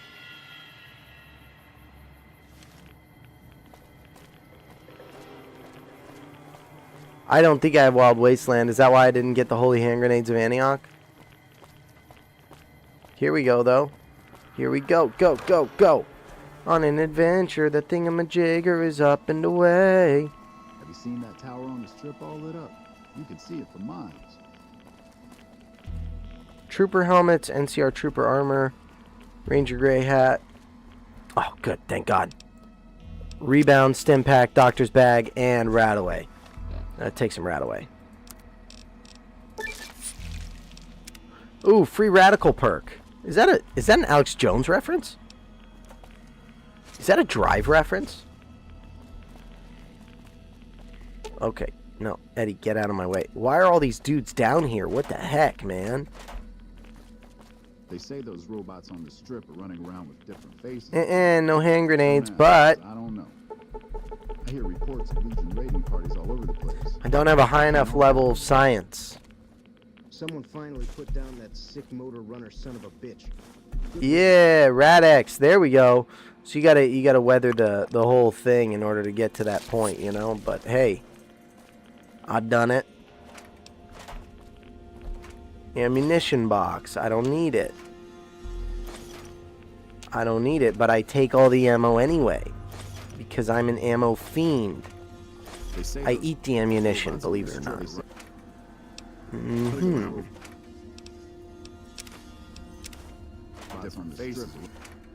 Oh man, these guys are not annoying me at all. Hot plate, little Braxo, box of detergent, cartons of cigarettes. Good lord. Okay, we've got critical radiation poisoning, but that's okay because there's also a reloading bench. Okay, now here's a question for you guys. All right, James, I appreciate it. They have a key to a fire station. I'll kill them all then. I'll kill them all. I appreciate you lurking. I appreciate you tuning in. I understand sometimes phones die. Here's what I'm going to do right now. I'm going to break down some 12 gauge. I don't have any 12 gauge. What? I wanted to do coin shot. Look at that. Legion Denarius, pistol powder, primer shot shells.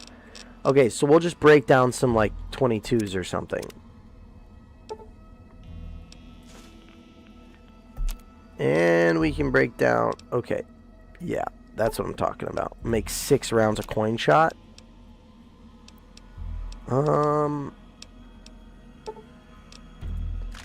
rounds of 308. I'm going to break down this 20 gauge, A-OK, and then we're going to make some more coin shot, 12 gauge coin shot. Why can't I make any more coin shot? I don't understand. I don't have any more Denarius? That's ridiculous. Hey, for sure, dude. Your stream is awesome. Shout out to James Bell with his stream. It's a really good stream. Definitely recommend you guys tune in and enjoy. He's got some good stuff going on. He kind of tunes on, or he kind of streams on the other side of the day, 12 hours opposite me in the evening, or sometimes even a little later. Recently, it's been more like 9 p.m. But definitely worth tuning in and watching. And in addition, I also have a stream highlight to share with you guys. And that's just like, or stream spotlight. That's just where I mention a stream in addition that I also thought was pretty good that I saw this week. That'll just kind of be like a weekly thing. And it's called Grimwood, GRMWD. And, you know, he's pretty good. Right now he's doing dead money at level 3. So, kind of fun to watch. But James is doing Old World Blues, I think. So, that's definitely unique and interesting, and James brings a lot of life to the like a lot of energy and life to just the funniness of it. It's a very like intriguing and strange and hilarious DLC from what I can tell, and he's just enjoying it. And I think that it's really nice when you get to watch someone play a video game that they're enjoying, you know, to be honest.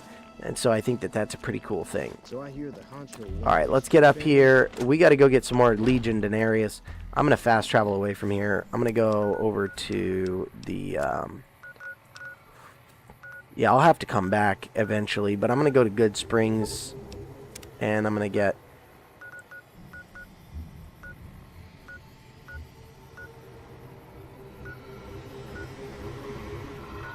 Where is dang Good Springs? All right. I'm going to go talk to the doctor, you know. Hey, man. Again, it's a good stream. What can I say? Nothing doing to mention that a stream is good. So his channel's GRMWD Grimwood, and I don't know. He seems like he's been streaming for a while. But he was like wrong decisions only. Fallout New Vegas is my first time playing. And so, you know, I did what you guys did to me. I told him there was really good loot if he crossed the Colorado and went north. So he crossed the Colorado and went north. 6 death claws. He's like, nope, I'm getting out of here. I was like, all right, well, Dead Money has a lot of good loot for early game. You get a lot of money. Might be worth doing.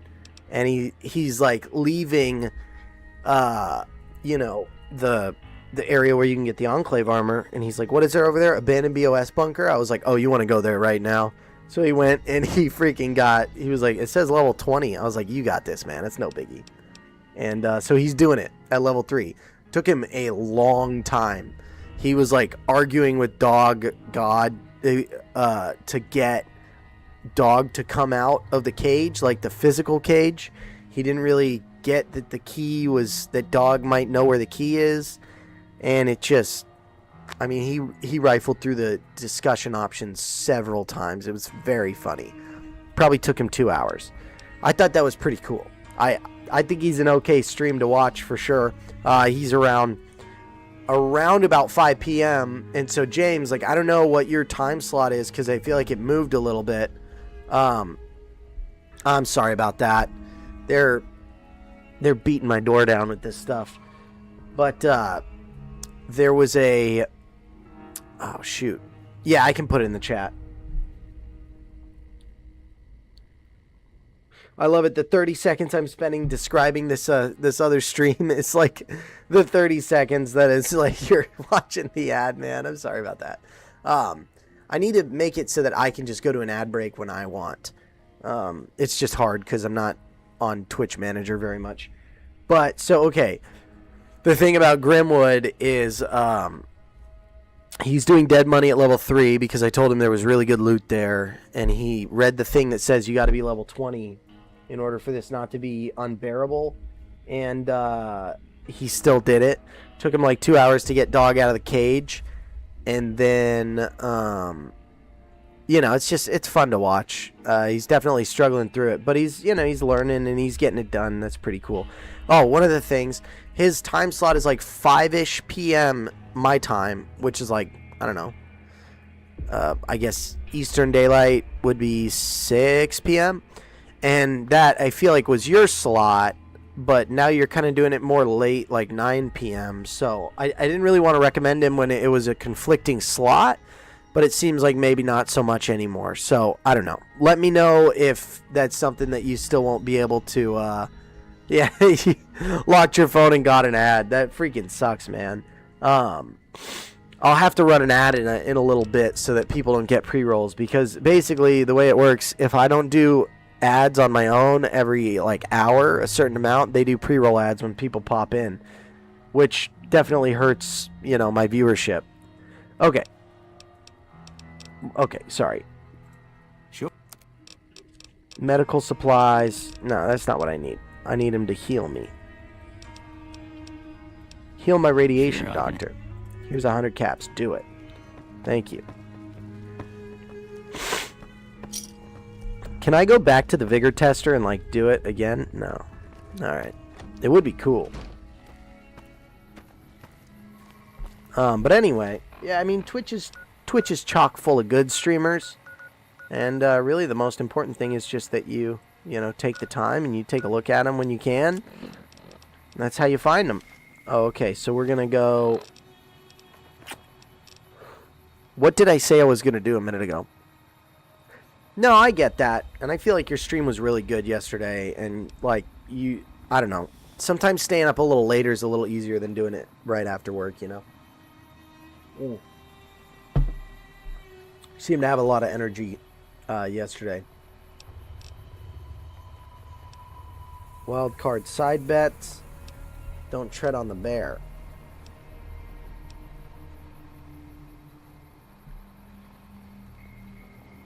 What? Ridiculous. Ridiculous. Okay. Let's see over here. I feel like there was something I wanted to do and I can't remember what it was. It didn't have to do with Red Lucy. Mojave Drive-In? Nevada Highway Patrol Station, Ranger Station Charlie, Deadwind, Clarkfield. Sorry, I'm trying to remember what it is exactly.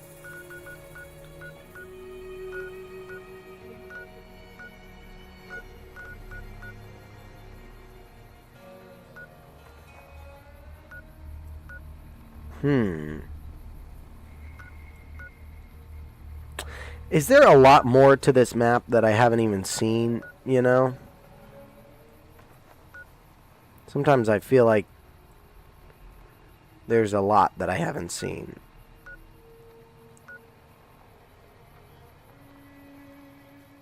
Junction 15 rail station. That could be fun. Alright. Let's go get back to Gibson Scrapyard. And, let's see if we can't get that gosh dang gun from her. Just as a warning, my covert bandaging skills are a little rusty. Empty soda bottles.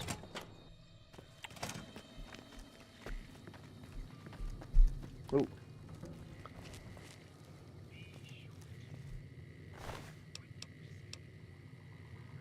Oh, man. Oh, that's what I needed to get. I need to go to the top so I can get more coins. Duh. So I can make more coin shot. Okay. Tops it is.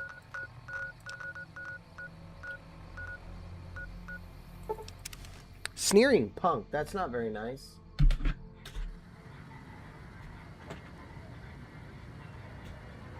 I literally haven't even done anything. Like, I don't understand, man. They just treat me like garbage. I think it's because of the way I look. Kind of like how I'm an orc in Skyrim and everybody calls me names. Call me ugly. It's just not cool. Alright, here we go.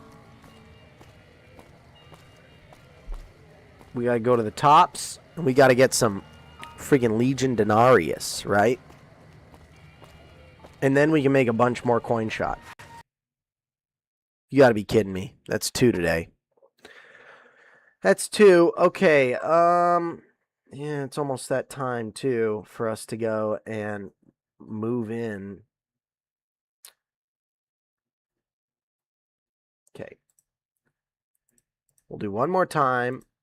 One more time. Let's run a quick... I'm going to run a quick ad break while I launch this bad boy. Because I'm not interested in getting interrupted. Now's a good time to use a restroom or something like that.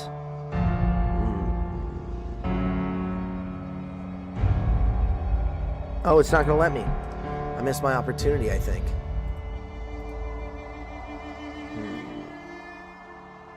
No, I didn't miss my opportunity. I just can't do it on my phone. It's ridiculous. Havoc Games. Here we go. This game is made out of paper mache, which is why it crashes so much. Alright, so we're doing a 1-minute ad break. And then, yeah, like I said, nice time for everybody to use the restroom if they want. And this will just keep the pre-roll ads off. I'm just going to be chilling for a minute.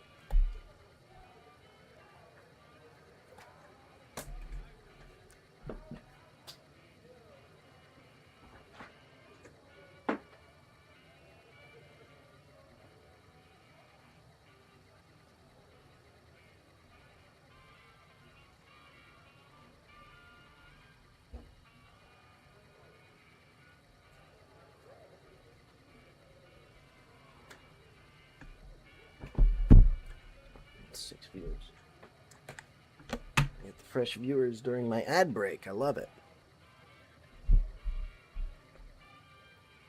Okay.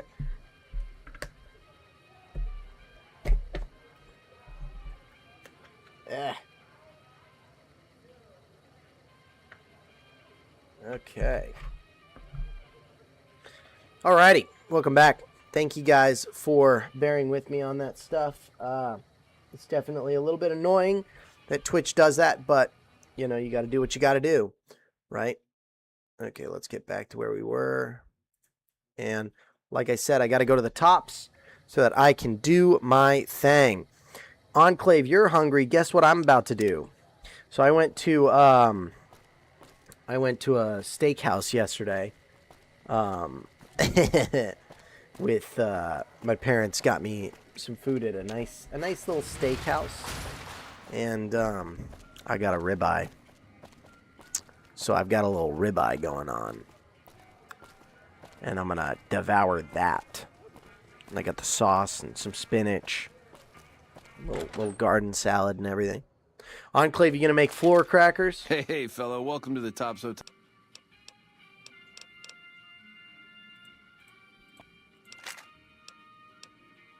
Goodbye. Goodbye. That's the guy who killed Caesar. I am indeed. Alrighty. Yeah, Enclave. Are you gonna make How can I help you? Let us know what you eat so that we can live vicariously through you. How many chips would you like?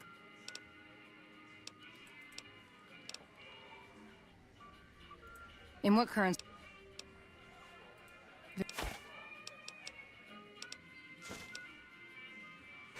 No, see, and this is the problem, is I need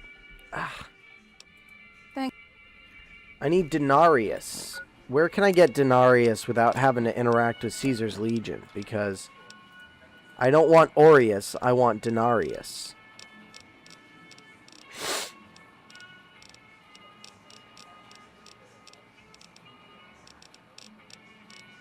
Look at this.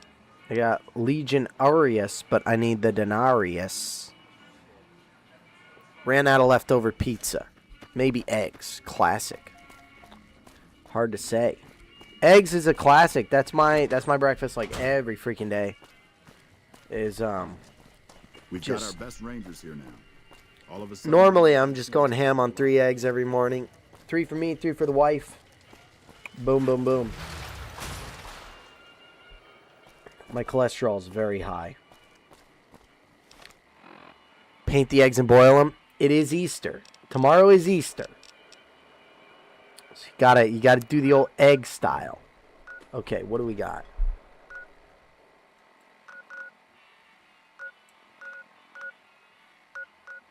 All right, I'm gonna go over here. I'm gonna try out the coin shot. Ladies and gentlemen. Whoa. I got auto walk on. Where's my gun? This isn't fun. I don't want to fist fight this thing. Okay. We're going to go lever action. Or maybe we should do the sawed off. The coin shot is supposed to be very effective. 20 gauge. Sawed off it is. I got 6 rounds of coin shot.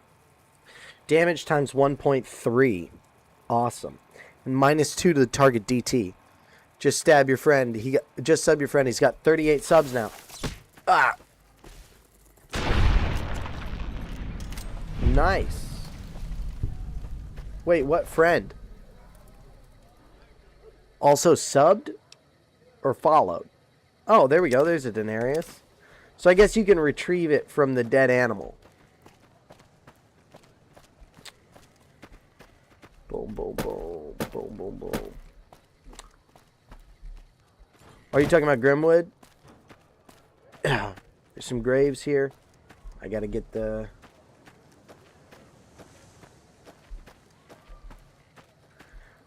I wonder how many, it's a reference to the movie Pat Garrett and Billy the Kid.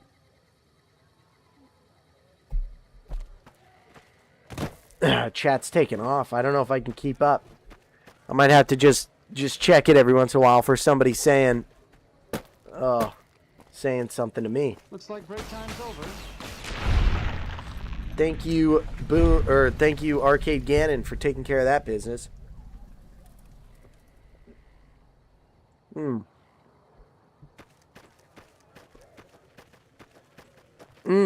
Okay. Alright. Probably. Nice. I haven't seen his YouTube account. Which, by the way, sorry, I'm trying to eat a potato.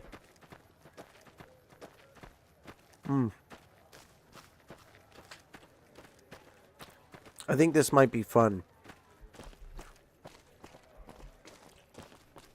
Yeah, and like I said, he's just doing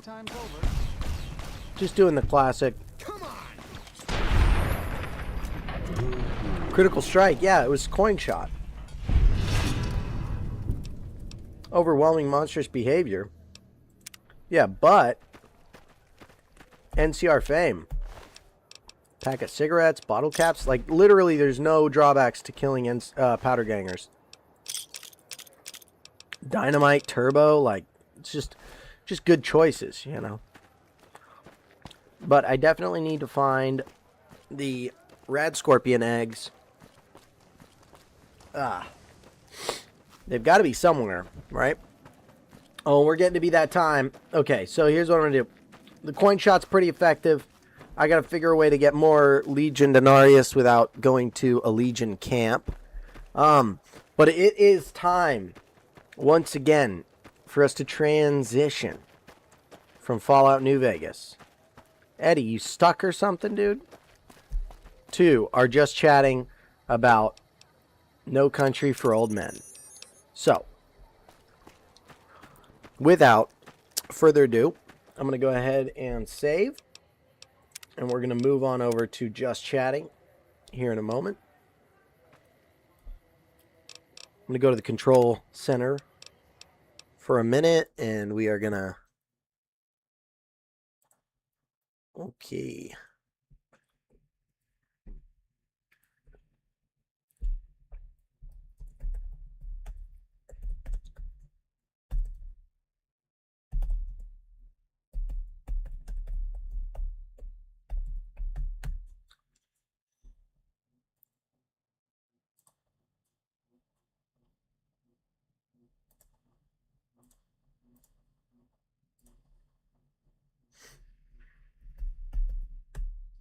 There we go. Alrighty.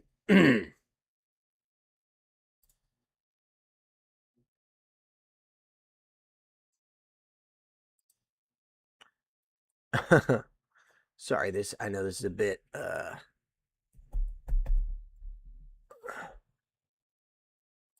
silly, but we're gonna do it real quick and it'll be over in a moment.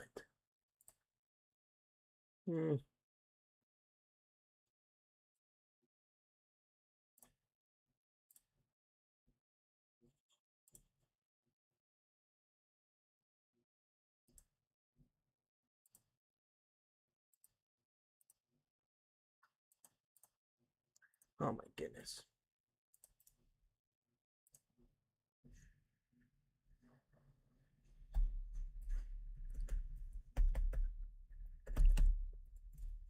There we go.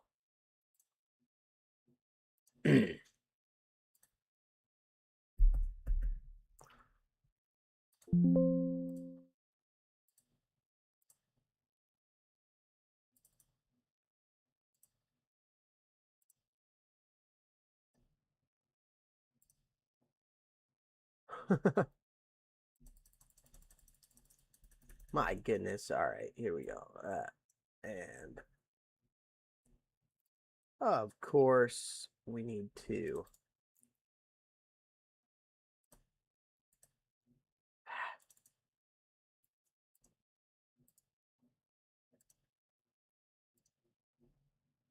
there we go.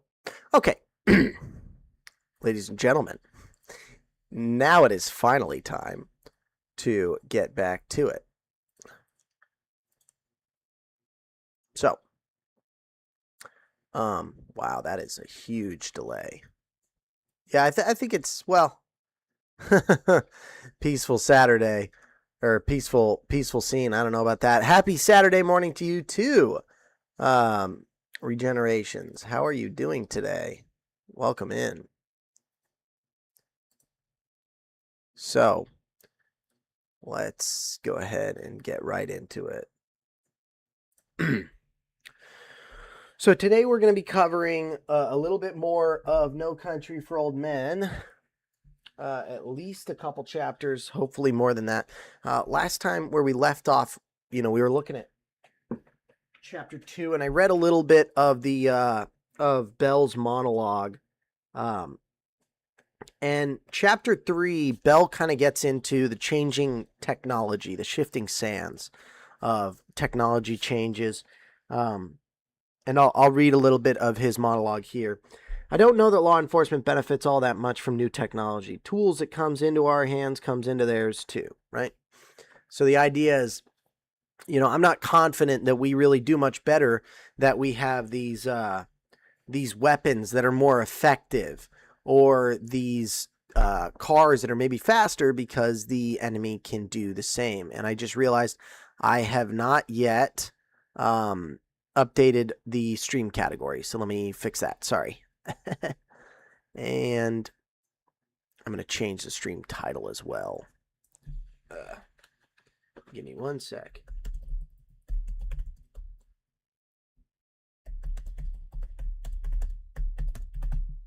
There we go.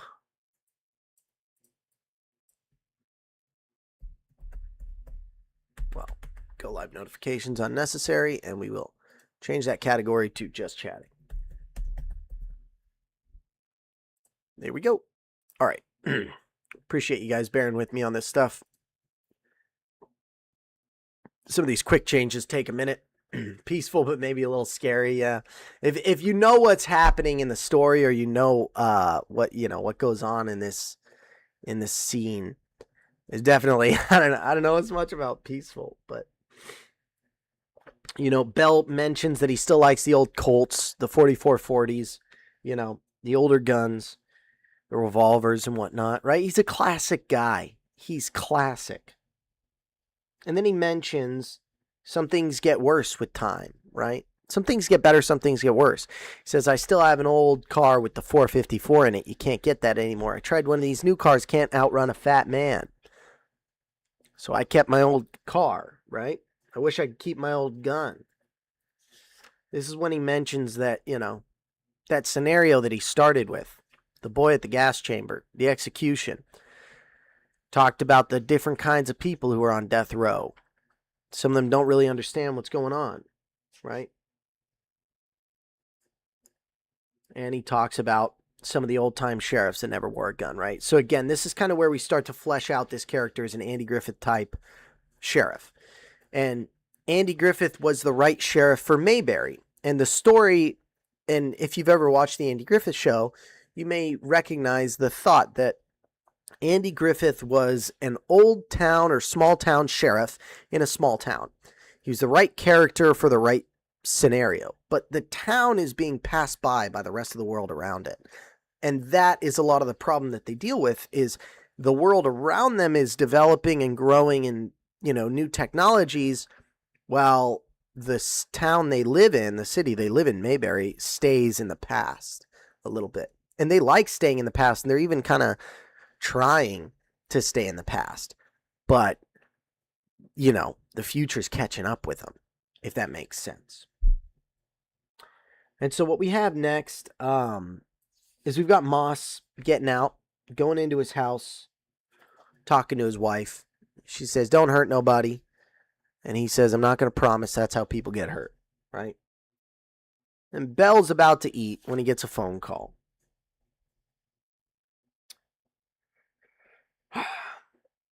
And then he heads on down, goes into Lozier Canyon. And what does he see down there, right?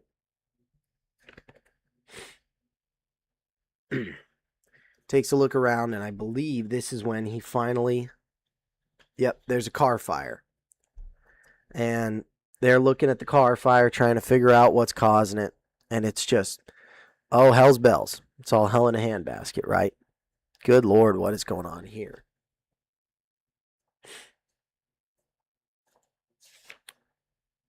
Then he goes to the office, and there's another phone call. Sanderson Canyon. Bunch dead. So they go take a look, and what do they find? They find maybe 20 men. And Wendell, as well as Ed Tom Bell, deduce that there's got to be money, and there's got to be dope. And the money and the dope are missing. So this can't be all the people involved, right? And remember, Anton Chigurh killed 2 men last night, right? He smoked 2 guys at Llewellyn's car. And they see Llewellyn's car, and they both recognize it.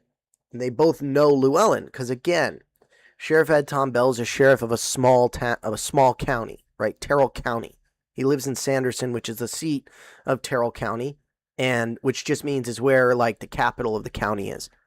And he knows, not very well, but he knows Llewellyn Moss. And so they both know his truck. And they're like, I don't know that this boy would be involved in dope, right? This is quite literally the top of the iceberg. And so they figure, all right, we got to go look into it. So they're still looking around the wreckage. And while they're looking around the wreckage, Llewellyn, right? He's already gotten his wife, and they've skipped town. He said, we got to go.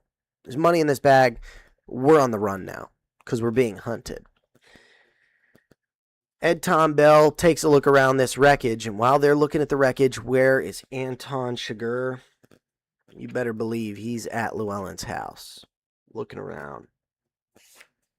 I'm looking for Llewellyn Moss. And he goes and he speaks to the woman who's in charge of the trailer park, and he says, I'm looking for Llewellyn Moss. And she says, did you check his trailer? He's not in his trailer. Where does he work? I can't give out that information. Yes, you can. I can't give out that information. There's a toilet flush. There's a sound in the background. Boom. I guess she won't be giving out that information. It would seem that Anton did not kill her, except in the next scene. He's at Llewellyn's work. All the guys just say that he up and left. Nobody knows where he went. And then Moss says, I'd like we go back to Moss. He's in a cab. I need a hotel somewhere cheap. Don't really care, right? Guy gets him someplace cheap. Llewellyn buys a room for the night, and he goes to sleep, right? Wakes up in the middle of the night. I can't sleep. So, hails another cab, heads into town, and he goes and he gets some supplies, right? And he takes the case, he puts it as far as he can into the gosh dang vent with a one of those hanger racks where you put your hangers, like the pole in your closet, basically. And then he goes into town, gets a steak, has a nice time, and then he's headed back, and the window is open, not the way he left it. Keep driving, he tells the driver. And he goes to Walmart and a hardware store, and he buys some supplies, and he comes on back. And he tells the woman he wants another room, and he needs a map. He looks at the map. He gets the room that is adjacent, or behind his, so that the air ducts will be connected, and he'll be able to get the thing. Fashions a coat hanger into a hook. He, tapes it all up. And if you've seen the movie, you might recall this part. And he drags the case out. And then he gets the heck out of there. While he's on his way out, Sugar is showing up. So Sugar is just kind of one step behind Moss so far. Sugar shows up at this hotel. And he goes into the room where Moss was, and he blasts the Mexicans that are there looking for the case. And then he looks for the case for a good long while, and then he opens the vent. And he looks in the vent, and he sees the drag marks where the case just was. Llewellyn's gone. Anton's on his trail. If I'm not mistaken, that is the end of chapter 3, right? And there's a little bit of a funny exchange if you've seen the movie or read the book, right? Llewellyn's talking to this guy at like hardware store, like sporting goods store, and he says, I need tent poles. And they're like, well, what's the serial number? I just need tent poles. Well, I can't get you tent poles unless I know what tent it's for. And he's like, okay, never mind. Get me a tent. What tent would you like? The one that has the most poles, because he just needs tent poles. But anyway, chapter 4 starts off, as always, with an Ed Tom Bell monologue. This is when he says, I was sheriff of this county at 25. Hard to believe. My father was sheriff, or my father wasn't a lawman. My grandfather was. We were sheriffs at the same time, him up in Plano and me down here. I think he was mighty proud of that. I know I was. Right. Then he talks about his wife. How lovely she is and how lucky he is to have her. Now, Bell heads on into a cafe, right? And then he's talking to, I believe it is Wendell. And he talks about some of the things he's heard of, serial killers from Florida and California met in the middle of the country and just went on a spree. Bad things that happen, right? And they head over to Moss's trailer. And nobody's there. But remember, Sugar went into Moss's trailer, if you recall, and I didn't mention this, but now I will. Went into the trailer, looked around, drank some milk. Straight out the freaking carton, by the way. Not very respectful. But, Ed Tom Bell is there, and they're like, oh, man, I'm thinking we just missed them. They get a DEA agent that wants to take them over to the crime scene where all the dead bodies are in the canyon. They go down, they look around, they have a chat about it, the whole 9 yards, right? Vehicles are all shot up except for one. Of course, it's Moss's vehicle. And then there's actually the other 2 men that were killed, but that car is missing, right? Now, Moss goes, and this is when Moss gets his gosh dang stick, and he grabs the case and beats a hasty escape. This all happens in chapter 4, of course.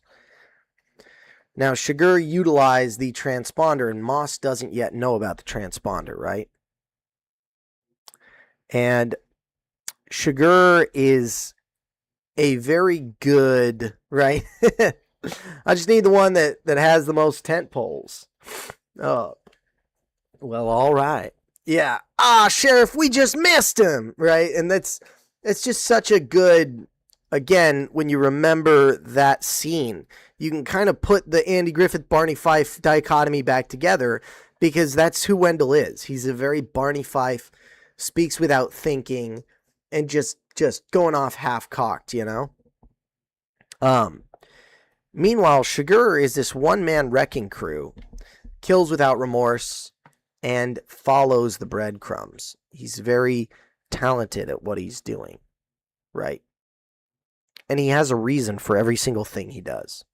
There is nothing he does that doesn't have a reason. Now, he's using this transponder that Moss doesn't know about yet, but Moss is going to figure it out, right? And meantime, Ed Tom Bell has received an autopsy of the man they found in the trunk at the beginning of the story. And they say it was a .45 caliber bullet wound with no bullet. Bell thinks about it for a while, and he realizes this man's using a cattle gun on these people. And he even tells Torbert, who's like a secretary or something, I'm not entirely sure. But again, a dim-witted assistant. He tells Torbert, you ever been to a slaughterhouse? Oh, I think I went to one when I was a kid. Oh, you'd remember, my man. Oh, yeah, I think I went. They don't take kids to slaughterhouses. I snuck in, right? And he goes, you know how they killed the cattle? He says, well, there was a guy who would knock them. He's a knocker. And he'd sit there and they just send the cattle in and he'd knock them good. He's like, yeah, that's how they used to do it. But nowadays they use a bolt gun, captive bolt, shoots a bolt about 3 inches. And that's how they do it. And Torbert goes, I wish you hadn't told me. And Ed Tom says, I knew that would be your reaction before I even said it. Right? So they're dealing with an absolute monster. Right? Now, let me just flip through a couple more pages. Okay, yeah. So then Moss heads over to Eagle Pass, which is a little closer to the Mexico border. The upside of being calm and collected is your thoughts and actions can be with meaning and effective. Howard, even if evil, I guess it gives Anton an incredible edge that he is calm and thoughtful. And that's a part of this, right? Is Ed Tom is doing a lot of thinking. Llewellyn Moss is doing a lot of thinking. Anton Chigurh is doing a lot of thinking. They're all thinking quite a lot about what they do, except Ed Tom is thinking about morality. Anton and Llewellyn are thinking about results. But Llewellyn is already behind the 8 ball because he was caught off guard by the money in the first place. He made a few bad decisions, and he's so far behind at this point, there's very little hope that he will ever get ahead, right? Because Anton is moving at such a fast pace toward the inevitable collision of these two characters, right? Now, Moss pulls into Eagle Pass, right? And he goes in, and he gets a room. And he gets set up in the room, and then he realizes something. There just ain't no way. There's no way. There is no possible way that they found me at that motel. Something's in this bag. So he starts rifling through the bills, and he finds a stack of bills. $100 on the top, right underneath it. $1 bills that have been cut out with a transponder inside of them. Takes the transponder, puts it in the drawer, and gets ready. Remember, he bought a big old shotgun, sawed it off, and it's hard because I'm like skipping parts that are, I feel like, important just because I'm trying to like move through the material. But yeah, when he was at the sporting goods store, he bought a shotgun and then he went and he sawed it off. So it's got a pistol grip and it's like maybe 12 inches and it's ready to freaking rock. Basically, he's got Fallout weaponry at this point. And he's getting ready with that 12 gauge. Right? At the Hotel Eagle.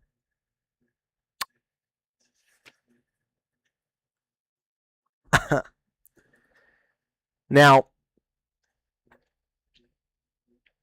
he goes down after finding, before he sets himself up in a defensive position.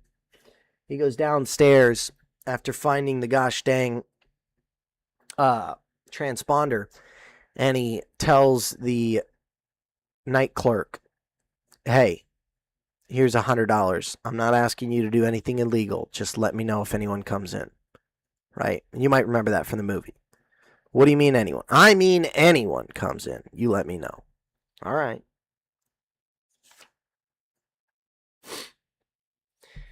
And he goes and he sets up his defensive position in his room with the 12 gauge. And then something very strange happens. Now, earlier in this film, or in this book, we get a really good description of Anton Chigurh. Specifically, steely blue eyes that are opaque and glistening like whetstones. Right?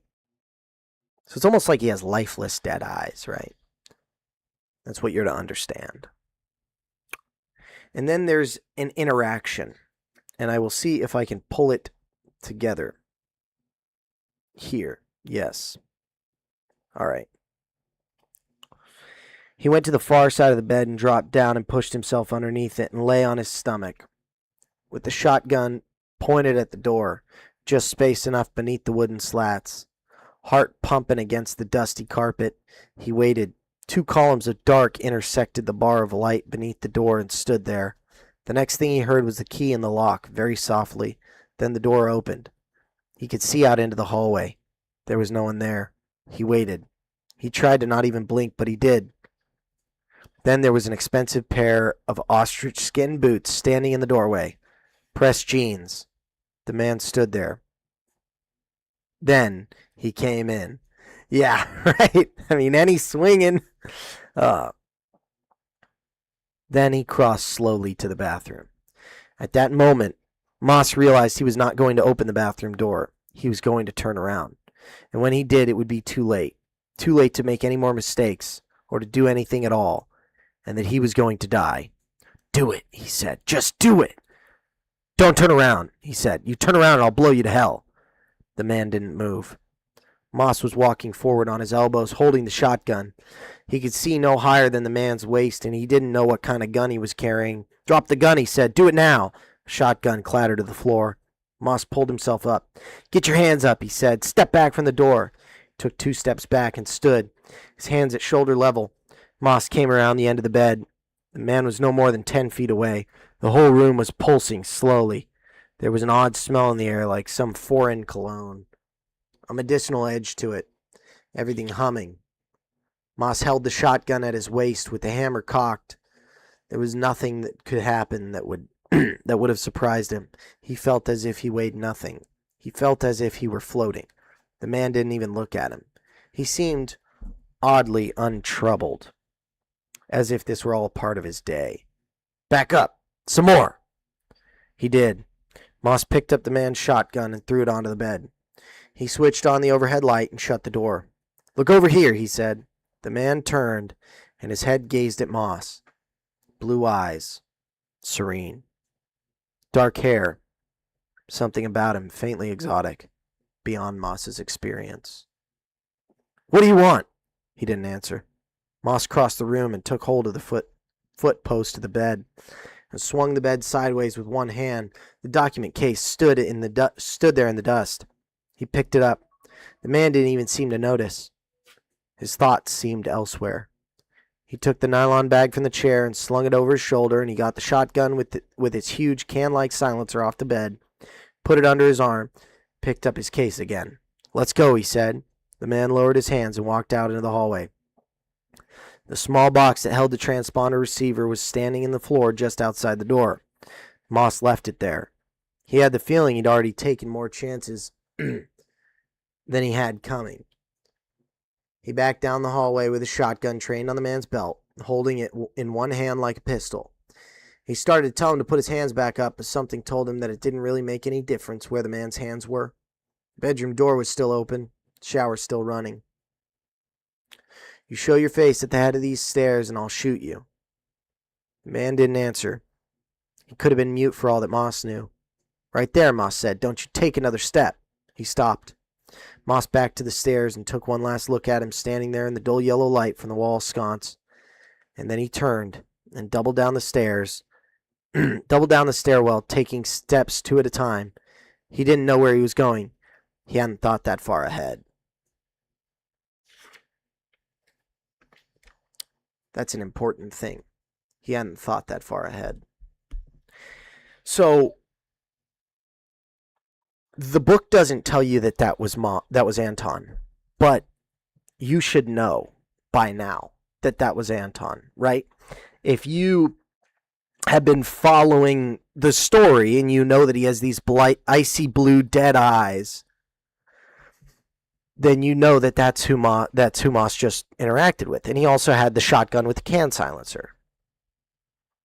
Moss had the drop on him. Moss could have ended it there, but that would be murder, wouldn't it? That would be murder. There is a distance Moss is not willing to go. There's something Moss is not willing to do, and that will be the end of him. He is not willing to kill Shigur. He is not willing to murder a man. He'd kill Shigur if the circumstances were right, but they're not. So he goes down the stairs, he goes out the door, he makes a break for it, and wouldn't you know it, he gets shot in the back by Shigur's 9mm. Turns around and blasts him with buckshot. Hits him. Doesn't kill him. Right? Then the Mexicans show up. Shigur kills all of them. One of them slowly. And I want to make a point. There's a lot of murder in this book, in this story, and you might think that Cormac McCarthy takes it lightly, but he does not. And I'm going to read something to you, and I don't know, trigger warning, it's a bit heavy and explicit, but I think it speaks to how seriously Cormac McCarthy takes the violence that's going on in this story. Right? Let me see if I can find it.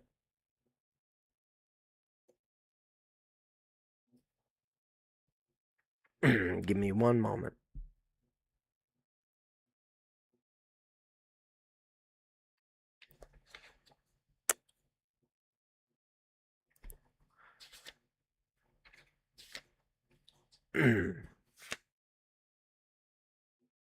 There we go.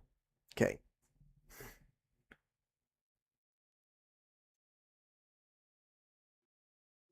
Okay. He looked at the man. The man was lying in a spreading pool of blood. Help me, he said. Shigur took the pistol from his waist. He looked into the man's eyes. The man looked away. Look at me, Shigur said. The man looked and looked away again. Do you speak English? Yes. Don't look away. I want you to look at me. He looked at Shigur. He looked at the new day paling about. Shigur shot him through the forehead and then stood watching the capillaries break up in his eyes, the light receding, watching his own image degrade in that squandered world.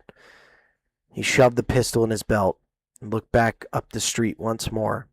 Then he picked up the bag and slung the Uzi over his shoulder and crossed the street and went limping on toward the hotel parking lot where he'd left his vehicle. And so, in all this death and all this murder and all this violence, McCarthy makes you stop and think. And he says, no, you're gonna watch this happen. Because even though this Mexican is also a drug runner and a hitman and a criminal, you need to understand the level of violence that's being enacted here. What Shigur is doing is an extreme level of violence. And it's an excessive action. And Shigur's violence is not without thought. It's almost like, and I'm on the fence about saying this because I don't know how accurate it is, but it's almost like Shigur feels the weight of the murder. And I'm calling it murder because I don't reckon that that man could have hurt Shigur at this point, and we know that he has no problem with murder. But it's almost like Shigur is making an effort to let what he's doing weigh on his own soul, if he had one, if that makes sense. For what reason, I couldn't tell you. But I want you to think about something. Up till now, this story has been about a old-timey sheriff in the New World. A sheriff of a small town, living in a small town, but small towns are extinct.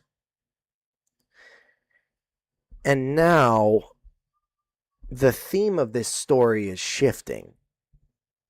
It's not about a small town sheriff in a big town world. Now, the theme is the question that Sheriff Bell's been asking in the subtext the entire time. How can violence be moral? What is the moral implication of violence? I am a lawman, sworn to uphold the law, sworn to uphold good and justice and truth. And yet, the story starts off. I sent a boy to the gas chamber back in Huntsville. And while he's never fired his gun in the line of duty, or at least he's never killed anyone in the line of duty, he does feel the weight of the responsibility of that boy's death. But it was good, wasn't it? How can it be? What's the morality of violence? And this is what Bell is wrestling with. He's a man who is moral, and he's a man who believes in good and justice and truth. And he's surrounded by injustice and abject evil. And he just doesn't know what to make of it. Because how can there be such evil in a world with such good? Is morality gone? What is the morality of violence? And I don't want to get too into it. I really don't. I don't want to give you the prize before we get there. So I'm just going to let you sit with that thought, and I'm not going to answer the question. But I will give you a hint. I'm not answering the question because it's the wrong question. The question, what is the morality of violence, is not the right question to ask. And Bell's going to learn that.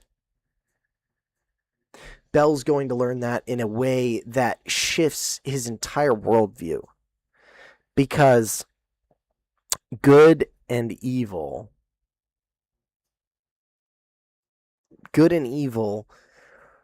it's almost like Mr. House says, right? Good and evil are not significant factors in, like effectiveness decision making. But I think more than that, good and evil do not have anything to say compared to the immense weight of time. Time marches forward, inevitably. And the question we should ask isn't, what's the morality of evil? But I won't tell you what the right question is, because we're going to learn in a bit. Chapter 5, Bell starts by saying that he came from Georgia, his family at least. Horse and wagon. Some things would be difficult, but he likes the truth. Can't corrupt the truth any more than you can salt salt. The truth is the truth. Then he mentions that they found a couple out in California, kidnapping old people, renting rooms to old people, killing them and burying them in their yard, cashing their Social Security checks. They torture them first. I don't know why. Maybe their television was broke. Now, here's what the papers had to say about that. I quote from the papers, said, neighbors were alerted when a man run from the premises wearing only a dog collar. You cannot make up such things as that. I dare you to even try. Right? And you might remember that conversation from the cafe with, I can't remember his deputy's name. What is it, Elmer? Why can't I remember his deputy's name? I'm just going to skip it. But yeah, you know, he's talking to his deputy about it in the cafe in the film. Right? It was almost a 3-hour drive to Odessa when he got there. So Bell is now headed to Odessa for what? To speak with Carla Jean. And he sits with Carla Jean and he talks to her. This is Llewellyn Moss's wife. And he speaks with Carla Jean about her husband. Your husband's in deadly trouble. I wish I could give you more than just to tell you that he is in a lot of trouble. And no harm will come to him from me. But he's in a lot of trouble. She says, I will never snitch on my husband. And he says, it's not so much that I need you to snitch. It's more that I need you to help me protect him. And she tells him about how when she met Llewellyn, she had to go get a job at Walmart because they needed the money. She had this dream that he came in. And you're not really sure who he is, but you get a little bit later that it's Llewellyn Moss. And then one day Llewellyn came in. He asked her where to find something. She pointed him, I think it was duct tape. She pointed him in that direction. He came on back, read her name tag, called her by her name, and that was that. They done got married. They've been married 3 years. She's 21. He was in Vietnam. So there's a bit of an age disparity here. He's at least in his late 20s, if not older. But she tells this story about the dream to Sheriff Ed Tom Bell because she thinks that it conveys the point. I'm not going to snitch on him because he's the one. He's my true love. I dreamt about him. I've always known that we were meant to be together. So, Sheriff Bell, if you don't mind, you can be on your way. Right? Now, it is worth mentioning that Ed Tom mentions that when he got there, he knocked on the door at Llewellyn's wife answered it. As she opened the door, he took off his hat and was right away sorry he'd done it. She put her hand to her mouth and reached for the door jamb. I'm sorry, ma'am. He said, he's all right. Your husband's all right. I just wanted to talk to you if I could. So he accidentally took, he's the one. He read my name tag. That's a classic, right? He accidentally took his hat off just to like kind of be polite. And she thought that he was taking his hat off to say, you know, he found your husband's body. Which this is, of course, a little bit of foreshadowing of what is going to take place very soon. Right? And, you know, Ed Tom says he's going to wind up killing somebody. Have you thought about that? And she says he never has. Ed Tom says he was in Vietnam. And she says, I mean as a civilian. Which means he's never killed anyone as a civilian. Right? She tells him about the dream, and he says, that's a nice story. I hope it has a nice ending. Oh, and I kind of skipped a tiny little bit in Chapter 4. Llewellyn got shot, limped across the border, bought a guy's coat for $500, and, you know, is barely in Mexico, and finally gets, if I'm not mistaken, he gets hooked up into, I believe he gets hooked up into a hospital. Somebody takes him to a hospital. I was lurking my phone, letting my phone charge, but yeah, the fact that he wants to look at that dude in the eyes definitely messed up. Yeah, and it's not even that, well, again, I don't want to get too much into it, but it's like Sugar knows what he's doing is important. Right or wrong, he knows it's important. And he wants so badly to let it be important, if that makes sense. But anyway. Right. And so now, Ed Tom gets a call while he's in his bed. And he listens for a minute and he says, it's just out and out war, ain't it? Goes on down to Eagle Pass where Lamar is the sheriff. Talks to Lamar about it. And it's bad. It's bad. It's really freaking bad. There are a number of dead Mexicans. The night clerk is Gonzo. And the crime scene just shows a bit of a kerfuffle. And what on earth is going on here, right? Certainly a nightmare. And Ed Tom talks to his wife a little bit about it, right? And I kind of want to give you Ed Tom's conversation with his wife. Because his wife is almost like his internal monologue, right? It's like he's talking to himself and actually getting a back and forth about it. She smiled. They ate. Oh, okay. All right. Ed Tom gets home and it's snowing. This is West Texas near the border of Mexico. You need to understand, it does not snow. Once a decade, maybe. It does not snow in West Texas near Mexico. So when Ed Tom gets home, it's snowing. It's winter. Did you take it off the hook? No, she said. Wires must be down. She smiled. I think it's just the snow. I think it makes people stop and think. Belle nodded. I hope it comes a blizzard then. Do you remember the last time it snowed here? No, I can't say I do. Do you? Yes, I do. When was it? It'll come to you. Oh. She smiled. They ate. That's nice, Belle said. What is? The music? Supper? Being home? Do you think she was telling the truth? I do, yes. Do you think that boy is still alive? I don't know. I hope he is. You may never hear another word about any of this. It's possible. That wouldn't be the end of it, though, would it? No, I guess it wouldn't. You can't count on them to kill one another off like this on a regular basis, but you can't count on them to kill one another off like this on a regular basis, but I expect some cartel will take it over sooner or later, and they'll wind up just dealing with the Mexican government. There's too much money in it. They'll force out these country boys. It won't be long, neither.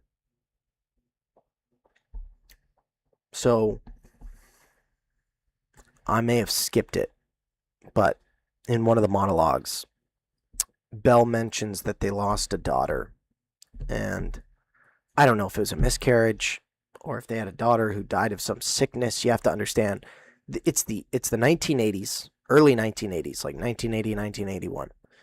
And Ed Tom Bell is a 65-year-old man. He's ready to retire, which means he was marrying his wife early 20s, right? 60 years ago. Not 60 years ago, sorry, 40 years ago, 1940s. A lot of sicknesses were still around, polio and whatnot. And she says, do you remember when it last snowed? And he says, no, I don't. And she says, it'll come to you. And he says, oh, and she smiles. And I can't help but think it's when, if she had a miscarriage, it was when she was pregnant and they were getting the nursery ready, or when their daughter was still alive, if their daughter was ever born. But it's an important thing to look at. This is a tragedy. And how does Ed Tom deal with it? He doesn't. I won't talk about that. His wife brings up the past, something sweet to remember. The tragedy doesn't come with it, just the sweetness. Ed Tom has romanticized the past. That is important. Ed Tom romanticizes the past. Some of them old-timers never wore a gun. I was sheriff when I was 25. The crime back then, it was just simpler. You didn't have to deal with the same things you have to deal with now. When they came on the buggy and wagon, the horse and buggy, things was different. No Mexican dope runners. No crowds of, dead in the streets. None of that. Now it's so different. Evil's hard to even take its measure. And where is the morality? Going to hell in a handbasket, as they say, right? Meaning the morality's gone, and I know the morality's gone because look at the violence. How can there be morality if there is this level of violence? The morality must have been destroyed. So much violence. Senseless violence. What is the morality of violence? And again, ladies and gentlemen, this is the wrong question. But it's the only question Ed Tom Bell can think of.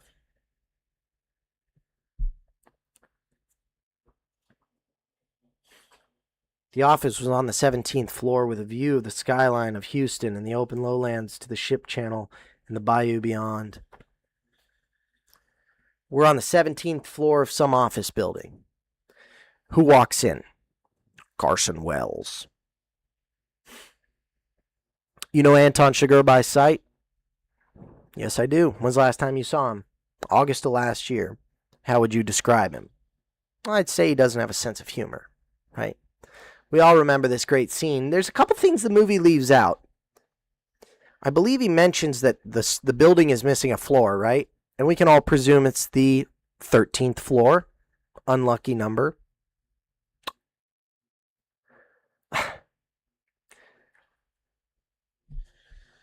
Wells makes a note to ask the gentleman about the elevator.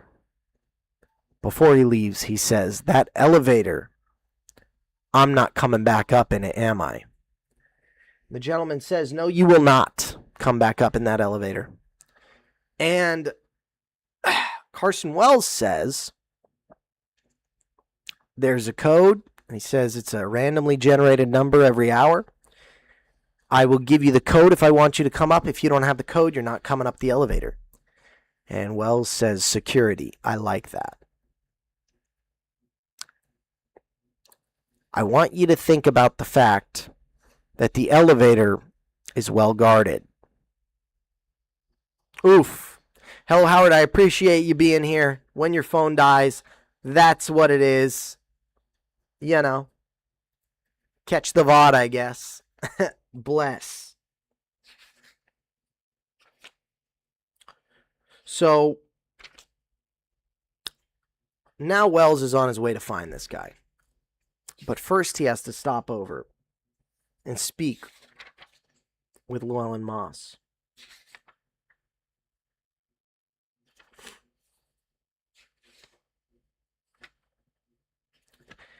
He talks to Llewellyn and he says, I'm a lieutenant colonel in the army. I was in Nam, just like you. And he's like, all right, whatever. They have that conversation about welding, which is pretty fun. And Moss is like, I'll be fine. He's like, you will not be fine. The man after you is bad news. And he says, I have handled it this far. Wells tells him, it took me 3 hours to find you. I could always go up to Odessa. Why would you go to Odessa? You know why I'd go to Odessa. Well, you don't need to go to Odessa. I can get you the bag. I can find it from the river. He goes, all right. And then he goes and he looks around. Oh, before he leaves, he shows Moss a picture of a woman who had been minding her own business and caught a stray bullet in the shootout in Eagle Pass. Maybe it was Moss's, maybe it wasn't. He says, this is your legacy. This is what you're leaving behind, Moss. Right? Give me the money and stop all the bloodshed. You give me the money, I can take care of Anton. Leaves him his card, and he goes and he looks for the money. Doesn't find it. Then, oh my gosh. He goes back to the hotel, looks around, asks the guy, the night clerk, hey, what's going on? Night clerk says, I don't know. I just started today. And the guy who was here yesterday, well, he's not here anymore, if you catch my meaning. As he's going up the stairs, guess who's behind him? Anton Chigurh. Let's go to your room, Carson. And Anton and Carson have a conversation that I really think you ought to hear. Let me see if I can find it.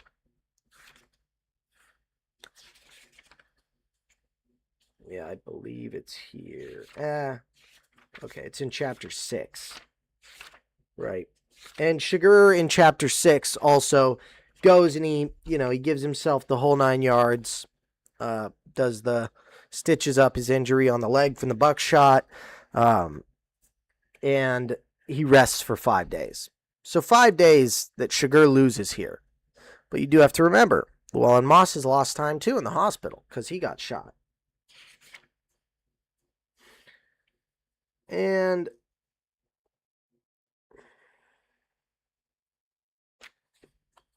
I want to read almost the entire exchange between Wells and Chigurh because it's so different than the movie. They sat in Wells's room, Wells on the bed and Chigurh in the chair by the window. You don't have to do this, Wells said. I'm a day trader. I could just go home. You could. I'd make it worth your while. Take you to an ATM. Everybody just walks away. There's about 14 grand in it. Good payday. I think so. Chigurh looked out the window. Shotgun across his knee. Getting hurt changed me, he said. Changed my perspective. I've moved on in a way. Some things have fallen into place that were not there before. I thought they were, but they weren't. The best way I can put it is that I've sort of caught up with myself. That's not a bad thing. It was overdue. It's still a good payday. It is. It's just in the wrong currency. Wells eyed the distance between them. Senseless. Maybe 20 years ago. Probably not even then. Do what you have to do, he said. Chigurh sat slouched casually in the chair, his chin resting against his knuckles, watching Wells, watching his last thoughts. He'd seen it all before. So had Wells. It started before that, he said. I didn't realize at the time. When I went down to on the border, I stopped in a cafe in this town, and there were some men in there drinking beer, and one of them kept looking at me. I didn't pay any attention to him. I ordered my dinner and ate. But when I walked up to the counter to pay the check, I had to go past them, and they were all grinning, and he said something that was hard to ignore. Do you know what I did? Yeah, I know what you did. I ignored him. I paid my bill, and I started to push through the door when he said the same thing again. I turned and looked at him. I was just standing there picking my teeth with a toothpick, and I gave him a little gesture with my head for him to come outside with me, if he would like to. And then I went out. I waited in the parking lot. He and his friends came out. I killed him in the parking lot, and then I got into my car. They were all gathered around him. They didn't know what happened. They didn't know that he was dead. One of them said that I had put him in a sleeper hold. And the others all said that. They're trying to get him to sit up. They're slapping him and trying to get him to sit up. An hour later, I was pulled over by a sheriff deputy outside of Sonora, Texas, and I let him take me into town in handcuffs. I'm not sure why I did this, but I think I wanted to see if I could extricate myself by an act of will, because I believe that one can, that such a thing is possible. But it was a foolish thing to do, a vain thing to do. Do you understand? Do I understand? Yes. Do you have any notion of how gosh dang crazy you are? The nature of this conversation? The nature of you? Chigurh leaned back. He studied Wells. Tell me something, he said. What? If the rule you followed led you to this, of what use was the rule? I don't know what you're talking about. I'm talking about your life, in which now everything can be seen at once. I'm not interested in your BS, Anton. Thought you might want to explain yourself. I don't have to explain myself to you. Not to me, to yourself. I thought you might have something to say. You go to hell. You surprised me, that's all. I expected something different. It calls past events into question. Do you think so? You think I'd trade places with you? Yes, I do. I'm here and you are there. In a few minutes, I will still be here. Wells looked out the darkened window. I know where the satchel is, he said. If you knew where the satchel was, you would have it. I was going to have to wait till there was no one around, till night, 2 a.m, something like that. You know where the satchel is? Yes, I know something better. What's that? I know where the satchel's going to be. And where is that? It will be brought to me and placed at my feet. Wells wiped his mouth with the back of his hand. It wouldn't cost you anything. It's 20 minutes from here. You know that's not going to happen, don't you? Wells didn't answer. Don't you? You go to hell. You think you can put it off with your eyes. What do you mean? You think that as long as you keep looking at me, you can put it off. I don't think that. Yes, you do. You should admit your situation. There would be more dignity in it. I'm trying to help you. You son of a bee. You think you won't close your eyes, but you will. Wells didn't answer. Sugar watched him. I know what else you think, he said. You don't know what I think. You think I'm like you. That it's just greed. But I'm not like you. I live a simple life. Just do it. You wouldn't understand. A man like you. Just do it. Yes, Sugar said. They always say that, but they don't mean it, do they? You piece of garbage. It's not good, Carson. You need to compose yourself. If you don't respect me, what must you think of yourself? Look at where you are. You think you're outside of everything, Wells said, but you're not. Not everything, no. You're not outside of death. It doesn't mean to me what it does to you. You think I'm afraid to die? Yes. Just do it. Do it, and gosh darn you. It's not the same, Sugar said. You've been giving up things for years to get here. I don't think I even understood that. How does a man decide in what order to abandon his life? We're in the same line of work, up to a point. Do you hold me in such contempt? Why would you do that? How did you let yourself get into this situation? No, I don't think I asked a question. Wells looked out at the street. What time is it? He said. Sugar raised his wrist and looked at his watch. 11:57, he said. Wells nodded. By the old man's calendar, I've got 3 more minutes. Well, the hell with it. I think I saw this coming a long time ago. Almost like a dream. Deja vu. He looked at Sugar. I'm not interested in your opinions, he said. Just do it, you gosh dang psychopath. Do it, and gosh darn you to HE double hockey sticks. He did close his eyes. He closed his eyes and turned his head and raised one hand to fend off what could not be fended away. You guys can guess what happened next.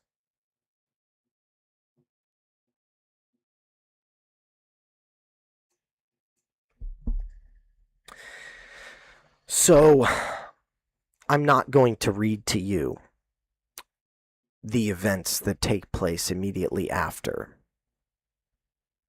what we just read. But if you have the wherewithal, I recommend you go and buy the book. Personally, I got it at a library bookstore for $2. You might go and buy it at a bookstore, half-price books, or wherever else. You can get it on Amazon. It's linked, I think, maybe still in the YouTube video or the YouTube channel. But it's definitely linked on the Ko-Fi, I'm pretty sure. The reason I don't want to read it is because it is heavy and explicit. But again, you think with all the murder and all the death that McCarthy might take it easy, take it lightly, but he does not. And with great seriousness and severity, he handles Carson's death. And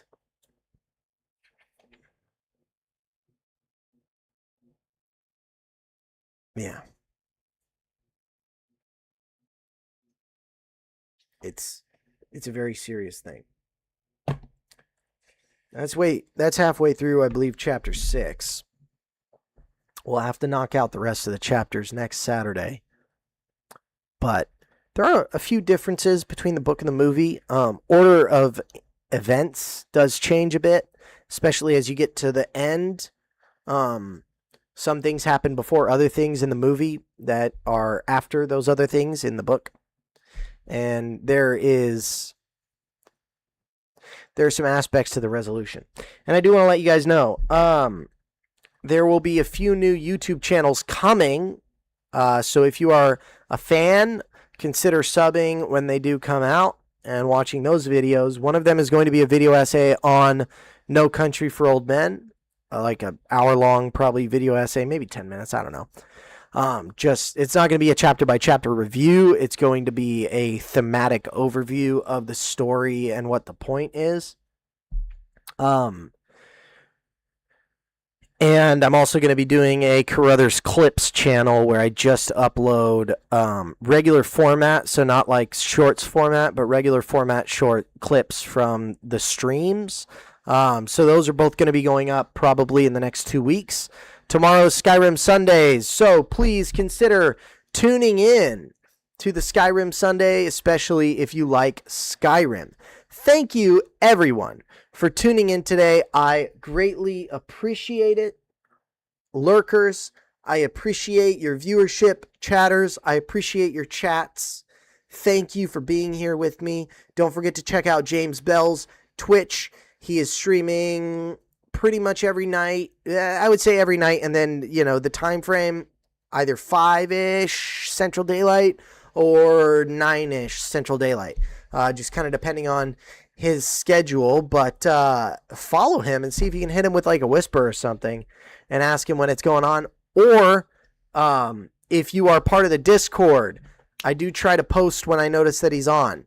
So check out the Discord as well. Enclave, James Bell, Regenerations, Hello Howard, thank you for the chats. Thank you for tuning in. Everybody in the Discord, thank you for being there. And I hope you guys all have a marvelous Saturday and a happy Easter. And hopefully I see you tomorrow for Skyrim Sunday Easter special? You can say that again, ladies and gentlemen. Again, I hope you have a wonderful day. JD Carruthers, signing off.